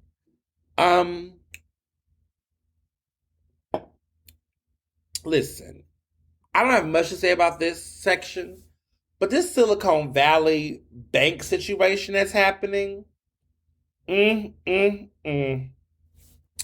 Again, I don't want to dive too deep into it, but I definitely have heard some things about this Silicon Valley situation. It has collapsed. The U.S. officials are moving to protect people's deposits because people are trying to chase their money. Rich people are trying to chase their money. Let me just be clear. Janet Yellen has already ruled, okay, that they're not bailing out Silicon Valley Bank. She said on CBS News, she said, we're not going to do that again. But to be clear, this Silicon Valley Bank collapse is going to boost Chinese stocks by slowing U.S. rate rises. That's what is on brokerage. It's getting real over here, okay? It's starting to it's scary because it's threatening climate startups. So a lot of startups that were trying to happen during this time around climate change, it's going to hit them hard. Apparently, a lot of different companies are impacted by this. So just stay woke. Biden is saying he's going to hold people responsible for this. He's definitely serious about that. He said it on Sunday that the U.S. Treasury Secretary, who is Janet Yellen, for those who don't know already, they are going to ensure that households and businesses affected, could access their deposits. And he's going to hold these people accountable. It's getting real over there. There's some bipartisan group of lawmakers who are trying to come together and figure out, what they can do. But it's a lot. It's a lot of situations. The Federal Deposit Insurance Corporation, said they solicited bids over the weekend from other banks to potentially purchase Silicon Valley Bank. We're going to see where that's going. But yeah, it's a lot. So for people that don't know what happened, they collapsed on last Friday morning, because it's a new week. But they collapsed 48. It was a stunning 48 hours where people saw a bank run in a capital crisis that led to the second largest failure of a financial institution in U.S. history. Now, you remember the last time we had a big moment like that was during, when the banks failed. This is the second largest failure. So this is, the first, of course, is when the banks fucked up in '08, when all the bailouts happened and all that crap.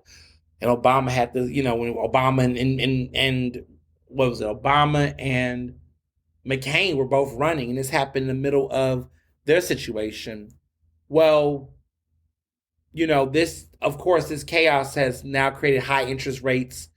A lot of this stuff has happened. Apparently, depositors yanked $42 billion out of the Silicon Valley Bank, and they provided financing for almost half of the U.S. venture-backed technology and healthcare companies, which is wow, because at the end of last year, they had put in $151.5 billion in uninsured deposits and $136 billion, which was already held by U.S. depositors. So this is crazy. This is fatal.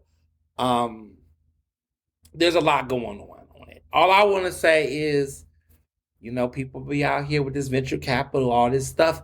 Be smart. Sometimes it's just cute to keep you some gold under the bed and keep you some cash on you. Everybody be out here trying to be all in the financial banks and the stock stuff. Listen, do all that. But you see, this is the moment where LLC Twitter, stock Twitter, all that. I didn't buy my girl dinner. I bought her stock. This is one of the moments where they get quiet. Because this type of shit, listen, scammery happens no matter big or small, short or tall. It happens. Personally, not that I'm a financial advisor, let me be clear. Full disclaimer.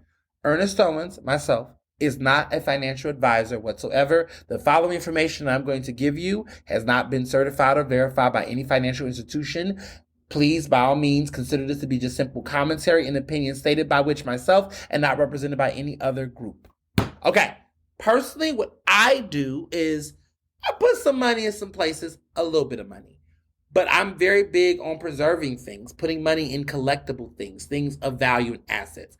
It could be art, it could be collectibles, it could be jewelry, it could be different things that can have liquidable, value. Then, of course, I put some money in different bank accounts and savings and different things like that. Then I, of course, carry me some cash, keep some cash. Then, of course, a little gold, a little silver, a little couple of things, just, whatever. I have a variety of different things of value and stretch it and spread it. But don't put everything in one basket, because then shit like this happens and you lose everything. So just going to put that out there. Now onto some other things. There is this thing that's been lately happening, and the tea has been hot. The tea has been hot.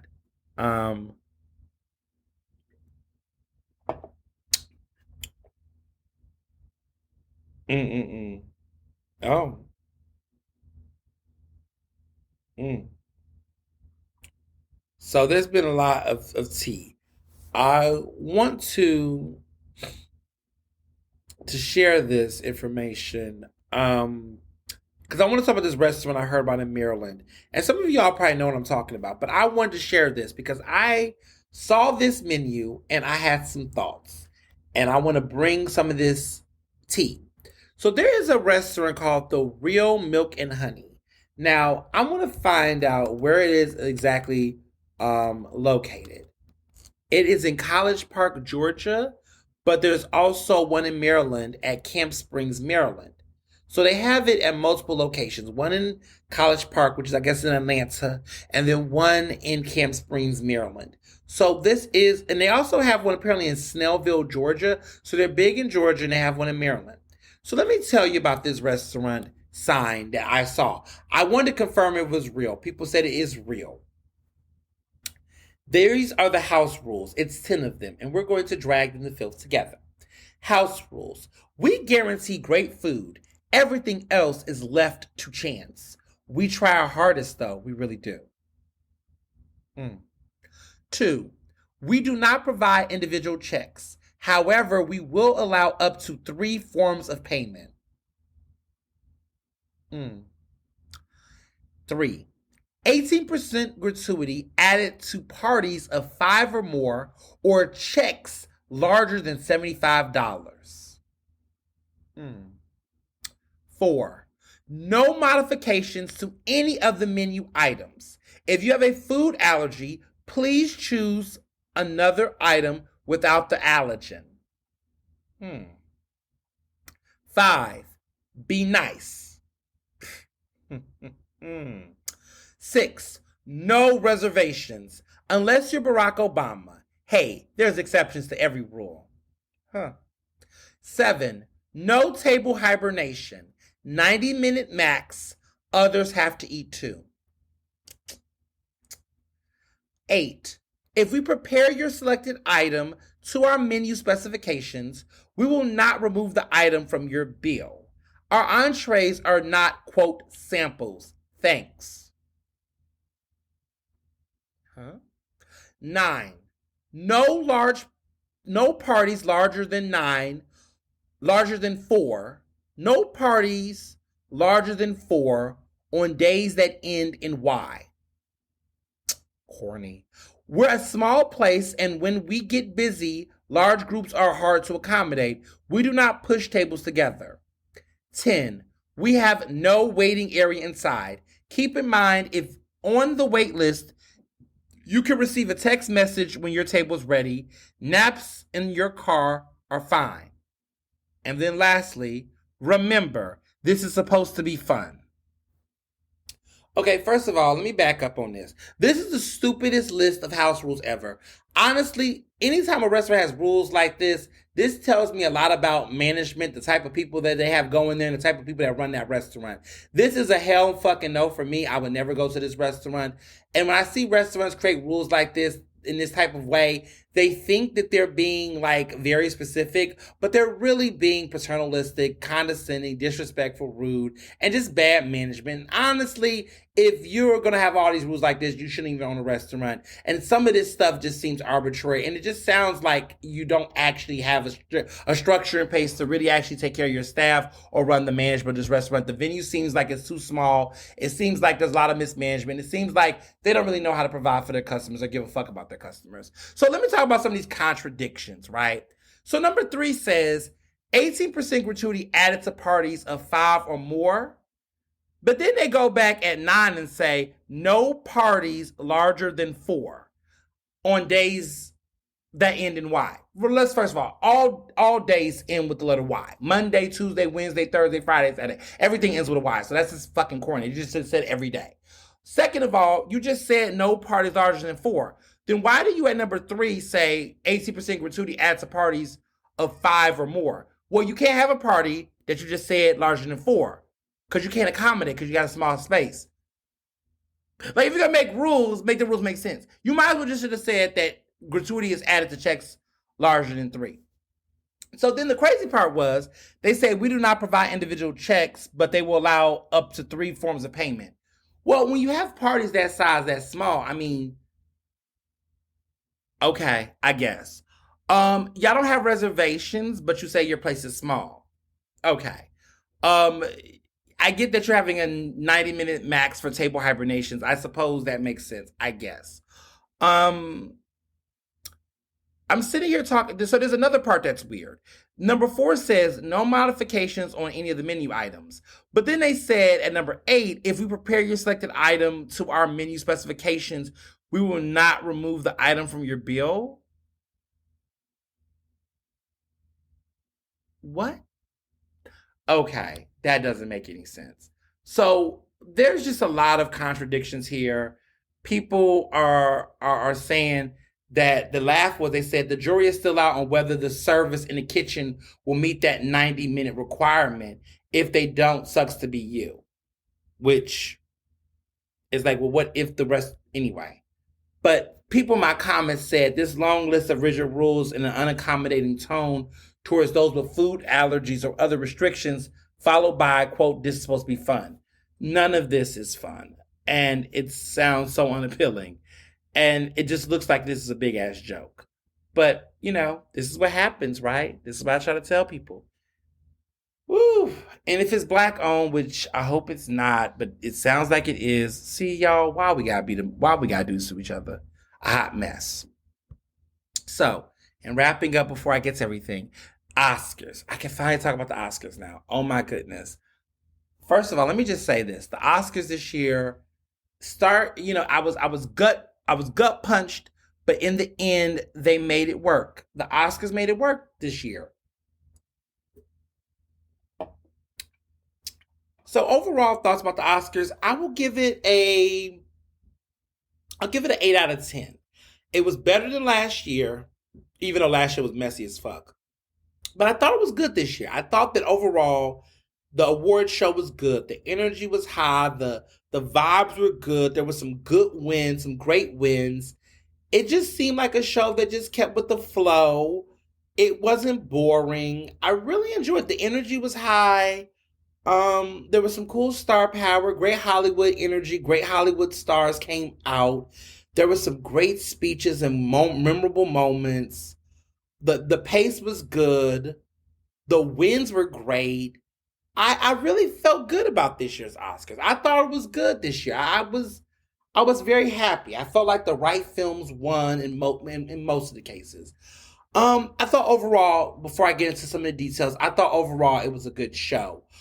Jimmy Kimmel, I don't really like him, but this time as host, he was pretty decent. He had a good opening.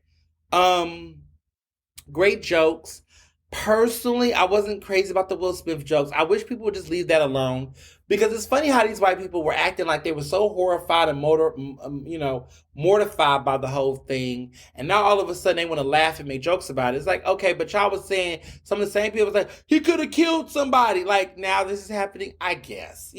So I just was like over the Will Smith jokes the whole night. I mean, I'm happy get them out the way this year because next year this shit's really gonna be over. Like we really don't got to make those jokes. I really hate. I mean, I knew last year, coming off of the Will Smith situation, the slap incident with Chris Rock, I knew that there was going to be this like jokes throughout each of these ceremonies, and each time they've gotten cornier and cornier. Like the only person that really made it, that had the funniest joke, was Eddie Murphy when he won his award at the Golden Globes.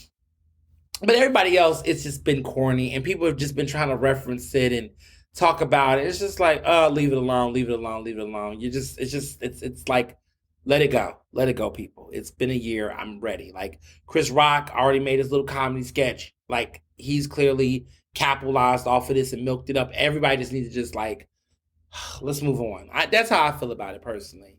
But other than that, I thought the energy was good. The star power was great. I was excited about the awards. So let me get into some of the awards that, before I get into the good, the bad, I'll get into the bad, the ugly, and the great. So let me talk about the things that really pissed me off. So, I am conflicted, y'all. I really wanted Angela Bassett to win Best Supporting Actress. So my predictions chart, which y'all saw on Twitter, I had everything correct. Spot on. Like my Oscar prediction level is high as fuck. Like I know this stuff to a science. My predictions were spot on, except one category, which was Best Supporting Actress. I knew the upset, which I did say the upset could potentially be Jamie Lee Curtis. Well, it was. Angela Bassett did not win Best Supporting Actress. I was heartbroken, okay, for several reasons. One is because she would have been the first actor in a Marvel movie to win for a Marvel role. None of these people ever get nominated for Oscars. She already made history getting a nomination because all these Marvel films and none of these people get Oscar nominations. So the fact that she was able to take a role like that and get it to win a Golden Globe, which is, historical, to then getting an Oscar nomination, and she was so fucking close. But to be honest, that category for Best Supporting Actress was very tight. You had Carrie Condon from The Banshees of Inisherin, where she won the BAFTA. Angela Bassett had won the Golden Globe. She had won the Critics' Choice Award. She had won in some great categories. But let me tell you, the SAG Awards, when Jamie Lee Curtis went to SAG Awards, that should have set a moment because SAG do not miss. SAG does not miss. It seems like of all the precursor awards, SAG has become the most consistent precursor of win. If you get a SAG nomination and you get a SAG win, your chances of winning is it. And so we should have been paying attention to SAG Awards because the same actors that won the SAG Awards won at the Oscars. And the SAG Awards have been consistent across the board over the years. Now, sometimes they fumble and get silly. But the Screen Actors Guild Awards, which represents SAG, which is SAG-AFTRA, those actors are voting for actors. And I feel like when Angela Bassett did not win as SAG, that should have been the sign that the Oscars wasn't going to happen because those same actors at SAG-AFTRA are the same actors that vote in the supporting actor categories. So they didn't vote for her for SAG. They wasn't going to vote for her for the Oscars, I guess. Hmm. At least that is traditionally how it happens. Sometimes there's been surprises. Let's be clear, but it's also a good precursor. The SAG and Oscars are really close. So that was the bummer for me. But I'm not too upset about Jamie Lee Curtis because she, has been in the industry for a long time. She's a Nepo baby in Hollywood. She embraces that title.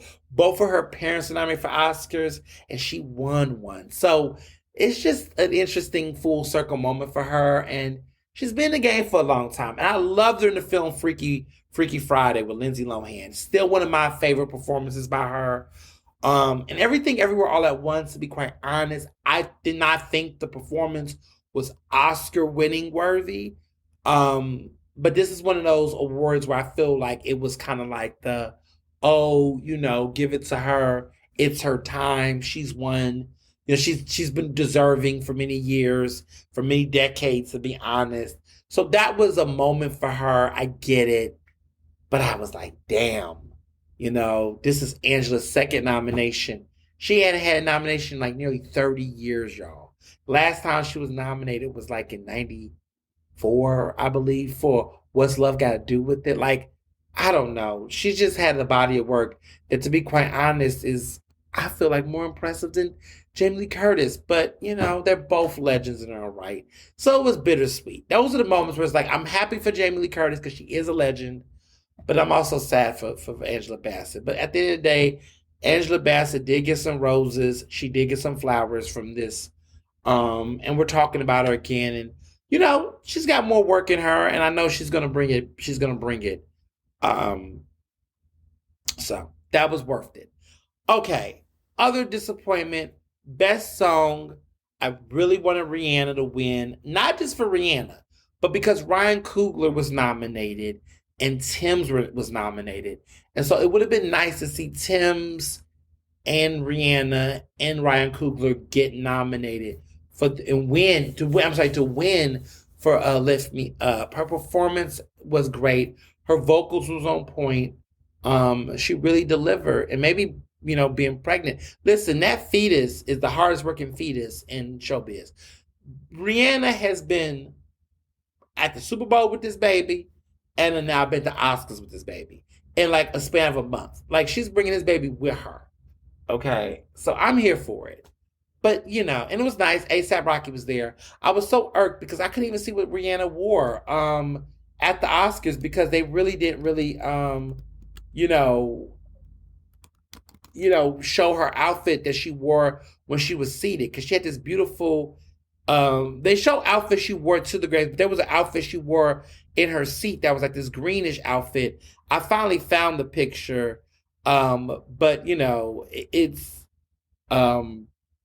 interesting because she looked good in all these outfits, and she's rocking her baby bump, but she's always this is the second baby, and she isn't. She just loves pregnancy. She just loves it. She seems to be having fun, and just she's a mom. And ASAP was there, of course, with the cornrows and he's just living the dream. He's like, look, I'm just gonna love being the boyfriend of this lovely, beautiful billionaire. He's just living the dream, I suppose. So I was bummed about it. I mean, the R2R Natsu song, it's okay. Everybody's just so hype about it. White people are hype about it. Let me be clear. But it's cool. It's a cool win for India, but I was bummed about that. Now, the things that I was super excited about and the things that I was shocked about. So let me talk about my shockers. All Quiet on the Western Front. My God. Oh my goodness. All these wins they had got. I was shocked by some of those wins. I was like, wow. Okay, Netflix check must have cleared. I was not expecting All Quiet on the Western Front. I saw the movie. It's not a bad movie. It's just another war movie. Like, what's the difference between that movie and 1917? Like, what's the difference? I mean, what? One is in Germany, one is British. Like, I just was not impressed with the film like that. I just felt like it was just so much hyper saturation around the film. I just wasn't that impressed. Also, interesting snubs. So Tar which I knew was a long shot in certain categories. It was snubbed. It didn't get any Oscars at all. Elvis got no Oscars. That was a shocker. Babylon did not get any Oscars. Now I thought Babylon might have gotten an Oscar um in what's the one that was gonna get an Oscar in? Score for Justin Hurwitz for people who are fans. Yeah, it was Elvis didn't get anything, which was a shocker. I thought maybe, hair and makeup, maybe it didn't get there. Babylon, Tar, the Banshees of Inisherin, nothing, no love for them. All four of those movies. Meanwhile, Top Gun Maverick got an Oscar. Avatar won for visual effects. The Whale won 2 Oscars. You know, yeah, I was surprised. Women Talking got an Oscar, which was well deserved for Sarah Polley, which I saw that we won Best Original Screenplay. I mean, Best Adapted Screenplay. Great film. Sarah Polley's been nominated. She deserved this Oscar. I'm so happy she won. But like everybody got something.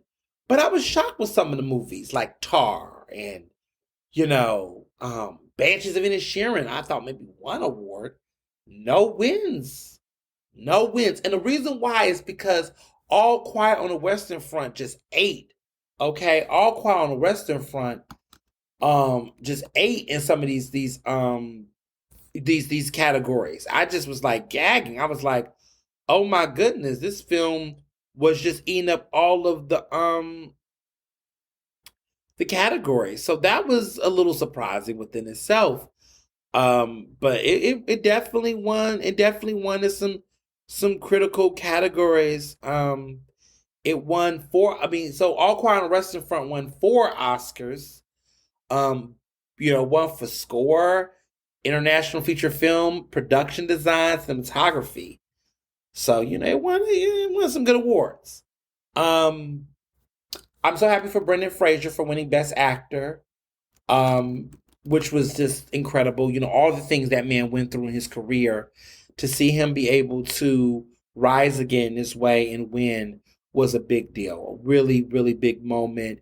And what I want to say is that this is the first time in decades that we've ever seen all of the acting winners be first-time nominees and first-time winners. So all of the people who won were first-time Oscar nominees in their acting roles and also first-time winners. That's never happened before in years. Like, I haven't seen that happen since the very beginning of Oscars. But it's a historical win. So it won 7 of its 11 Academy Award nominations, Everything Everywhere All at Once. Because now I want to talk about that specifically. It won Best Picture, which was epic. Super happy.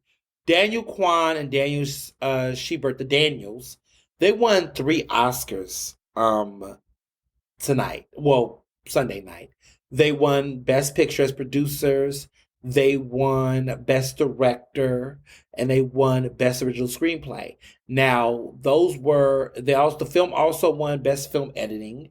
It also won Best Supporting Actress for Jamie Lee Curtis. It also won Best Supporting Actor for Ke Huy Quan, which was an emotional moment and well deserved for him. But the big winner of the night was Michelle Yeoh, who won Best Actress. Now, this was a big deal. Jessica Chastain and Halle Berry went up to present the awards for Best Actor and Best Actress. Now, Halle Berry clearly replaced Will Smith because normally what happens is the Best Actor and Best Actress typically come to the awards and present the awards to the respective opposite gender at the show, which is a moment to see and witness, and it's also cool. So normally what happens is last year's Best Actor winner announces Best Actress for the next year. Like they pass it on. And the Best Actress winner from the previous year announces the Best Actress for last year. It's like this cool little thing that happens. Now, I wonder what happened with Tom Hanks when Tom Hanks won and then went back up and announced Best Actress, or didn't right back up and won, and they had to announce it. He had 2 back-to-back years of Oscars. Well, 1 year and then He did 1 year to present, then 1 year to say like 3 years to keep showing up.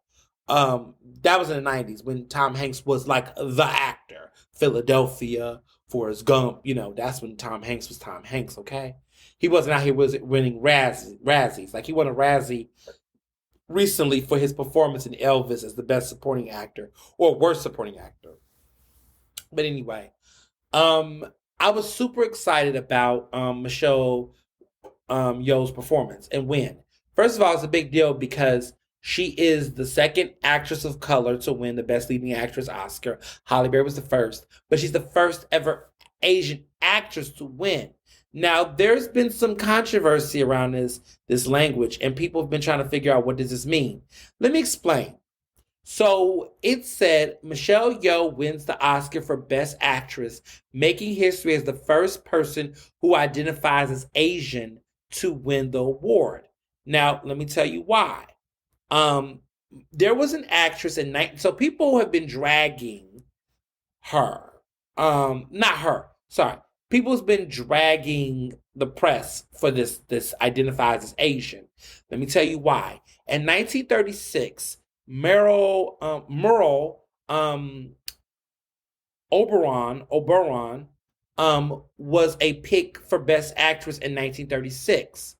Now, she was the first Asian woman nominated for a Best Actress Oscar, but she hid her identity. And it was interesting because they considered her, she was nominated for the film The Dark Angel. And Betty Davis actually won that year. But people have, been saying that, Michelle Yeoh, they were saying Michelle Yeoh was the first, but she wasn't. Technically, the first was this actress named Meryl Oberon. Now, she hid her identity in 1936. So this is something that happened over. It's been a while, actually. This happened 70, 80, 85 years ago. This happened. And this woman did not win. Betty Davis won, but she was considered alabaster skin, bright red lips, delicate oval face, bizarre, bewildering, and different, eloquent emerald eyes. But she did not identify as Asian in Hollywood because she hid her identity. And so they said she had to hide because she wanted to have the roles that she wanted. So NPR should have simply said that Michelle Yeoh wins the Oscar for the Best Actress, making history as the first person who identifies as Asian to win the award. They should have said she's the first Asian actress to win the award. Now, she's not the first Asian actress to be nominated. She's the first Asian actress who identifies as Asian to be nominated. But the win is the first. So that wording is weird from NPR, but it's weird. She's Malaysian, of course, but she's the first Asian actress to win. That we know for a fact. This whole identifies as Asian thing, the language is weird there because if it was a nomination, it'll be different. But a lot of people have been using that language. She is, it's just the language has just been weird. She's the first Asian woman. Now, if they were talking about the nomination, that's different.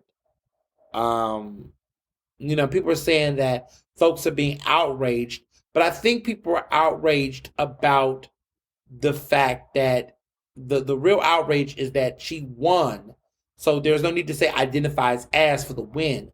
Now, if you were talking about nominations, they should have used the identifies as such for the nominations. But it's just people just not understanding it. And it's clunky and it's shitty phrasing. And it's just stupid. And I don't know why journalists. But they're saying that apparently they said that it's important because there have been people who were nominated and won while passing as white who had Asian heritage. So there's some people that are saying other actors like Vivian Lee apparently. Now we know about Meryl, but they said Vivian Lee apparently had Asian ancestry. But I'm just like, no. I don't know. I just feel like they're just watering, they're just making this more politically incorrect than it needs to be. But I'm going to let people be great in their own rights. Personally, I'm just going to say that much. But I'm happy about her win. And I thought it was beautiful that Holly Berry was there to present it. Now, I was a little nervous about this because the Oscars have the tendency to fuck up big moments. Like, I remember at the Oscars a couple years ago when Chadwick Boseman, who had passed away, was nominated for Best Lead Actor in Ma Rainey's Black Bottom. And it was an incredible performance. And I thought he was going to win. Everybody thought he was going to win. We all thought he was going to win. Well, he got all these great wins. He won the Golden Globe. He won the SAG. He won the big major ones, okay? And, it just felt like, he had a chance. And I remember thinking maybe, Viola Davis might have won that year for this performance. Of course, Frances McDormand won. But, you just never know how this was going to play out. So at the Oscars, I was super excited. I was thinking, okay, Chadwick Boseman is going to get this award posthumously.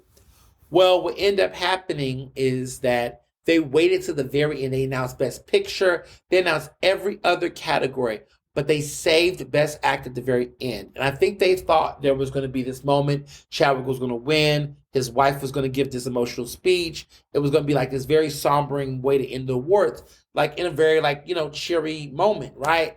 Well, the winner was Anthony Hopkins. And that moment was just a stain. It was like a blunder. It was just like a whole, ugh. And it was also after like Frances McDormand had won her third Oscar, her third Best Actress Oscar. And we're just like, fuck. I mean, it would have been nice to see Viola Davis get it or something. But like, none of the love was shared. And so it just kind of ended on this very weird note. And so I was just concerned that they were going to open up the envelope and Holly Berry was going to open it up and she was going to say Cate Blanchett's name, which I have to say, and I have to admit, Cate Blanchett did kill Tar. She killed it. She was phenomenal. And it was a great performance. And it's one of my favorite performances in recent years. We're going to be talking about Tar and that performance for a while. Yes, Michelle Yeoh deserved it. It's about time a woman of color won. But I must say, Cate Blanchett killed it in Tar. And she was Tar. The movie was her. She carried the whole movie on her back. Okay? It was gangster.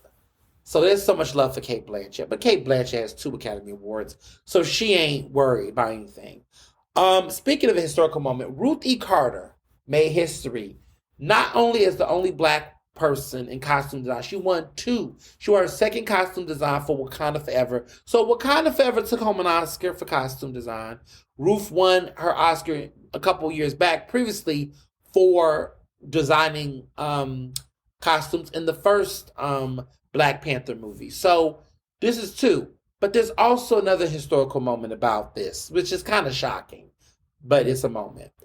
Ruth Carter is the only black woman to win 2 Academy Awards. Yes, you heard that correctly. She is the only black woman to have 2 Academy Awards. Period. Not just in acting. She doesn't act, but costume design. Like, Viola Davis has 1 Oscar. But if Viola Davis wins again, she'll have 2. I don't know how many black men have multiple Oscars. There might be black men have multiple Oscars. I know Denzel has 2 Oscars. Mahershala Ali has 2 Oscars. 2 supporting Oscars. Denzel has a supporting and lead actor. So there's other black men in Oscars in the Academy that has multiple Oscars. But she is the only black woman with 2. And it's for costume design for the same movie, Wakanda Forever and Black Panther. So that's interesting. It's just interesting that there's only 1 black woman with 2 Oscars. Fun fact. So, moving on, wrapping everything up. As far as movies go, I haven't watched any movies lately this week. I mean, I caught up on Oscar movies. So I watched The Fabelmans. I watched All Quiet on the Western Front. What else did I watch? I've already seen Top Gun Maverick. I watched The Fabelmans. It didn't win any Oscars either. It got snubbed. I forgot about them. They got snubbed too. Damn. Fableman's Triangle of Sadness. Highly recommended. It was also snubbed. Watch Triangle of Sadness if you can. Watch The Fablemans. All Quiet on the Western Front. You can skip that. But yeah, I did. I watched Oscar movies this week. I didn't watch any new movies this week. But I did watch that. Those movies. So I do think there are some movies to watch. And if you have not watched Everything Everywhere All at Once, please do so immediately. That's your homework assignment. As far as music go, where the hell is Chloe's album? Loved, love, love. Speaking of the other Bailey, Holly Bailey just put out the trailer for The Little Mermaid. She premiered it with McCarthy, who just announced it, which I'm super excited about. Really excited about this performance. Melissa McCarthy is playing Ursula. Melissa McCarthy and Holly Bailey, did the presented at the event the trailer, the official trailer of the new Little Mermaid, which is coming out May 26, 2023. They have not fully put out all the characters. We have not seen Sebastian yet. Ursula, we got a sneak peek of Ursula a little bit more. Holly Bailey is doing her thing. Jonah Howard King, who is playing Prince Eric, is cute. There seems to be some new characters that they are announcing, but we hadn't seen them all yet. But there is some great collaborations there. Aquafina is in it as Scuttle, but Javier Bardem is King Triton. I was not ready. My body was not ready. I'm super excited. Daveed Diggs from Hamilton, Tony-winning performer. He did not make an appearance. I did not see. I did not see Sebastian. Maybe I did. Maybe I didn't. I can't remember. But there are some interesting cast members. We're looking forward to seeing them. Looking forward to this May 26th. I can't wait. I'm gonna see it, y'all. I'm super excited. I'm really, the vocals are vocaling. Holly Bailey is coming through with the vocals. I'm seeing Golden Globe nominations. I'm seeing it's rated PG. I don't know about Oscars, but I definitely see some Golden Globe love. Some MTV movie awards energy, maybe. But it's looking good. It's looking really good. I'm really excited about it. As far as TV goes, Abbott Elementary this week. Well, every week is fire, but this week is getting juicy. I'm really loving what they're doing with the chemistry between Janine and Greg and the cast, and I really love it. It's interesting. So Greg and Janine's energy is great. Ava Coleman is just comedic timing every week. The comedic timing of Ava Coleman, Janelle James, who plays her. I really think this year that she might have that shot to get that Emmy. I hope she do. I hope that they finally give her the Emmy for Best Supporting Actress in a Comedy. I know there's a lot of Sheryl Lee Ralph love, but this season, y'all, I just feel like Janelle James as Ava Coleman is just giving it. And, Cheryl's had a moment. She's had her moment. She's got a lot of great awards. But I really think Janelle James deserves the recognition. Now, she won the NAACP award recently for her role in Abbott Elementary. She beat Shirley Ralph, which was a surprise to people. I think that's a good sign. I'm happy she's getting some awards love, that she's getting some recognition. I remember for a period before the Emmy win, there was a lot of energy going up for Janelle James. And then Cheryl just had that win at the Emmys and that great speech. And then everything shifted. And it was like a big, huge, Cheryl Lee Ralph momentum. But I really hope that they move the love, like the way that they did with Modern Family, where you can see other castmates in the same show get love. And I think this could be an opportunity for sure. Listen, I would like to see Chris Perfetti this season, who plays Jacob Hill on the show, Jacob, the white teacher. I would like to see him get nominated. And I also think that Tyler James Williams, he won the Golden Globe. He's been getting some good nominations. I would like to see him win the Emmy this year. I think it's possible. After that Golden Globe win, I think it's possible for him to win this year as well. So it's some interesting opportunities. And I would even say Quinta Brunson, who's been winning some big awards in some categories this year.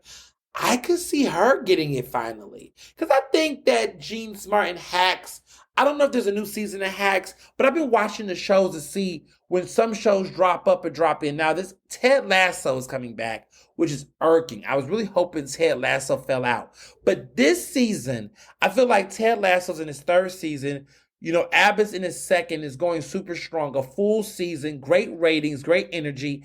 Ted Lasso hasn't really been showing up in a lot of the categories this year, or, you know, maybe it's just the buzz. But I feel like this is the year that Abbott Elementary win the Emmy for Best Comedy. It needs to fucking win.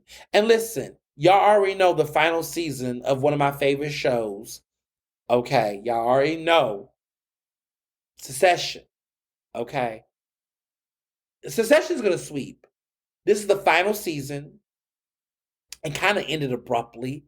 Only 4 seasons. That show could have did about 5 or 6. I mean, if Scandal can do 5, let me not throw shade on Scandal. All I'm saying, there are shows that dragged on longer. Empire. I mean, I could have took 2 more seasons of Succession, like a fifth and a sixth season, but they want to end on a bang at the 4th season. I'm here for it. That's good TV. End on a high. Ain't nothing wrong with that. So this upcoming season is going to be guns and blazing and fire. Hopefully, some of the other actors win. Jeremy Strong won. You know, my boy, you know, Mr. Man who was fucking over, you know, everybody. You know, Tom. Listen, I love Tom. Tom winning, listen, was a big deal. Okay, Matthew McFadden won. But I would like to see Kieran Culkin win.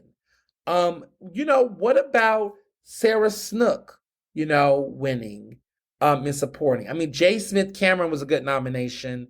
Nicholas Braun as Greg is hilarious. I don't necessarily feel it's Emmy winning, but Emmy nominated for sure. Jeremy Strong has already won.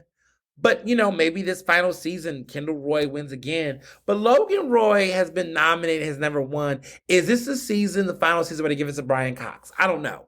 But I'm looking forward to it. I just feel like when we head into the Emmys, the top shows we're looking at is Succession and Abbott this year.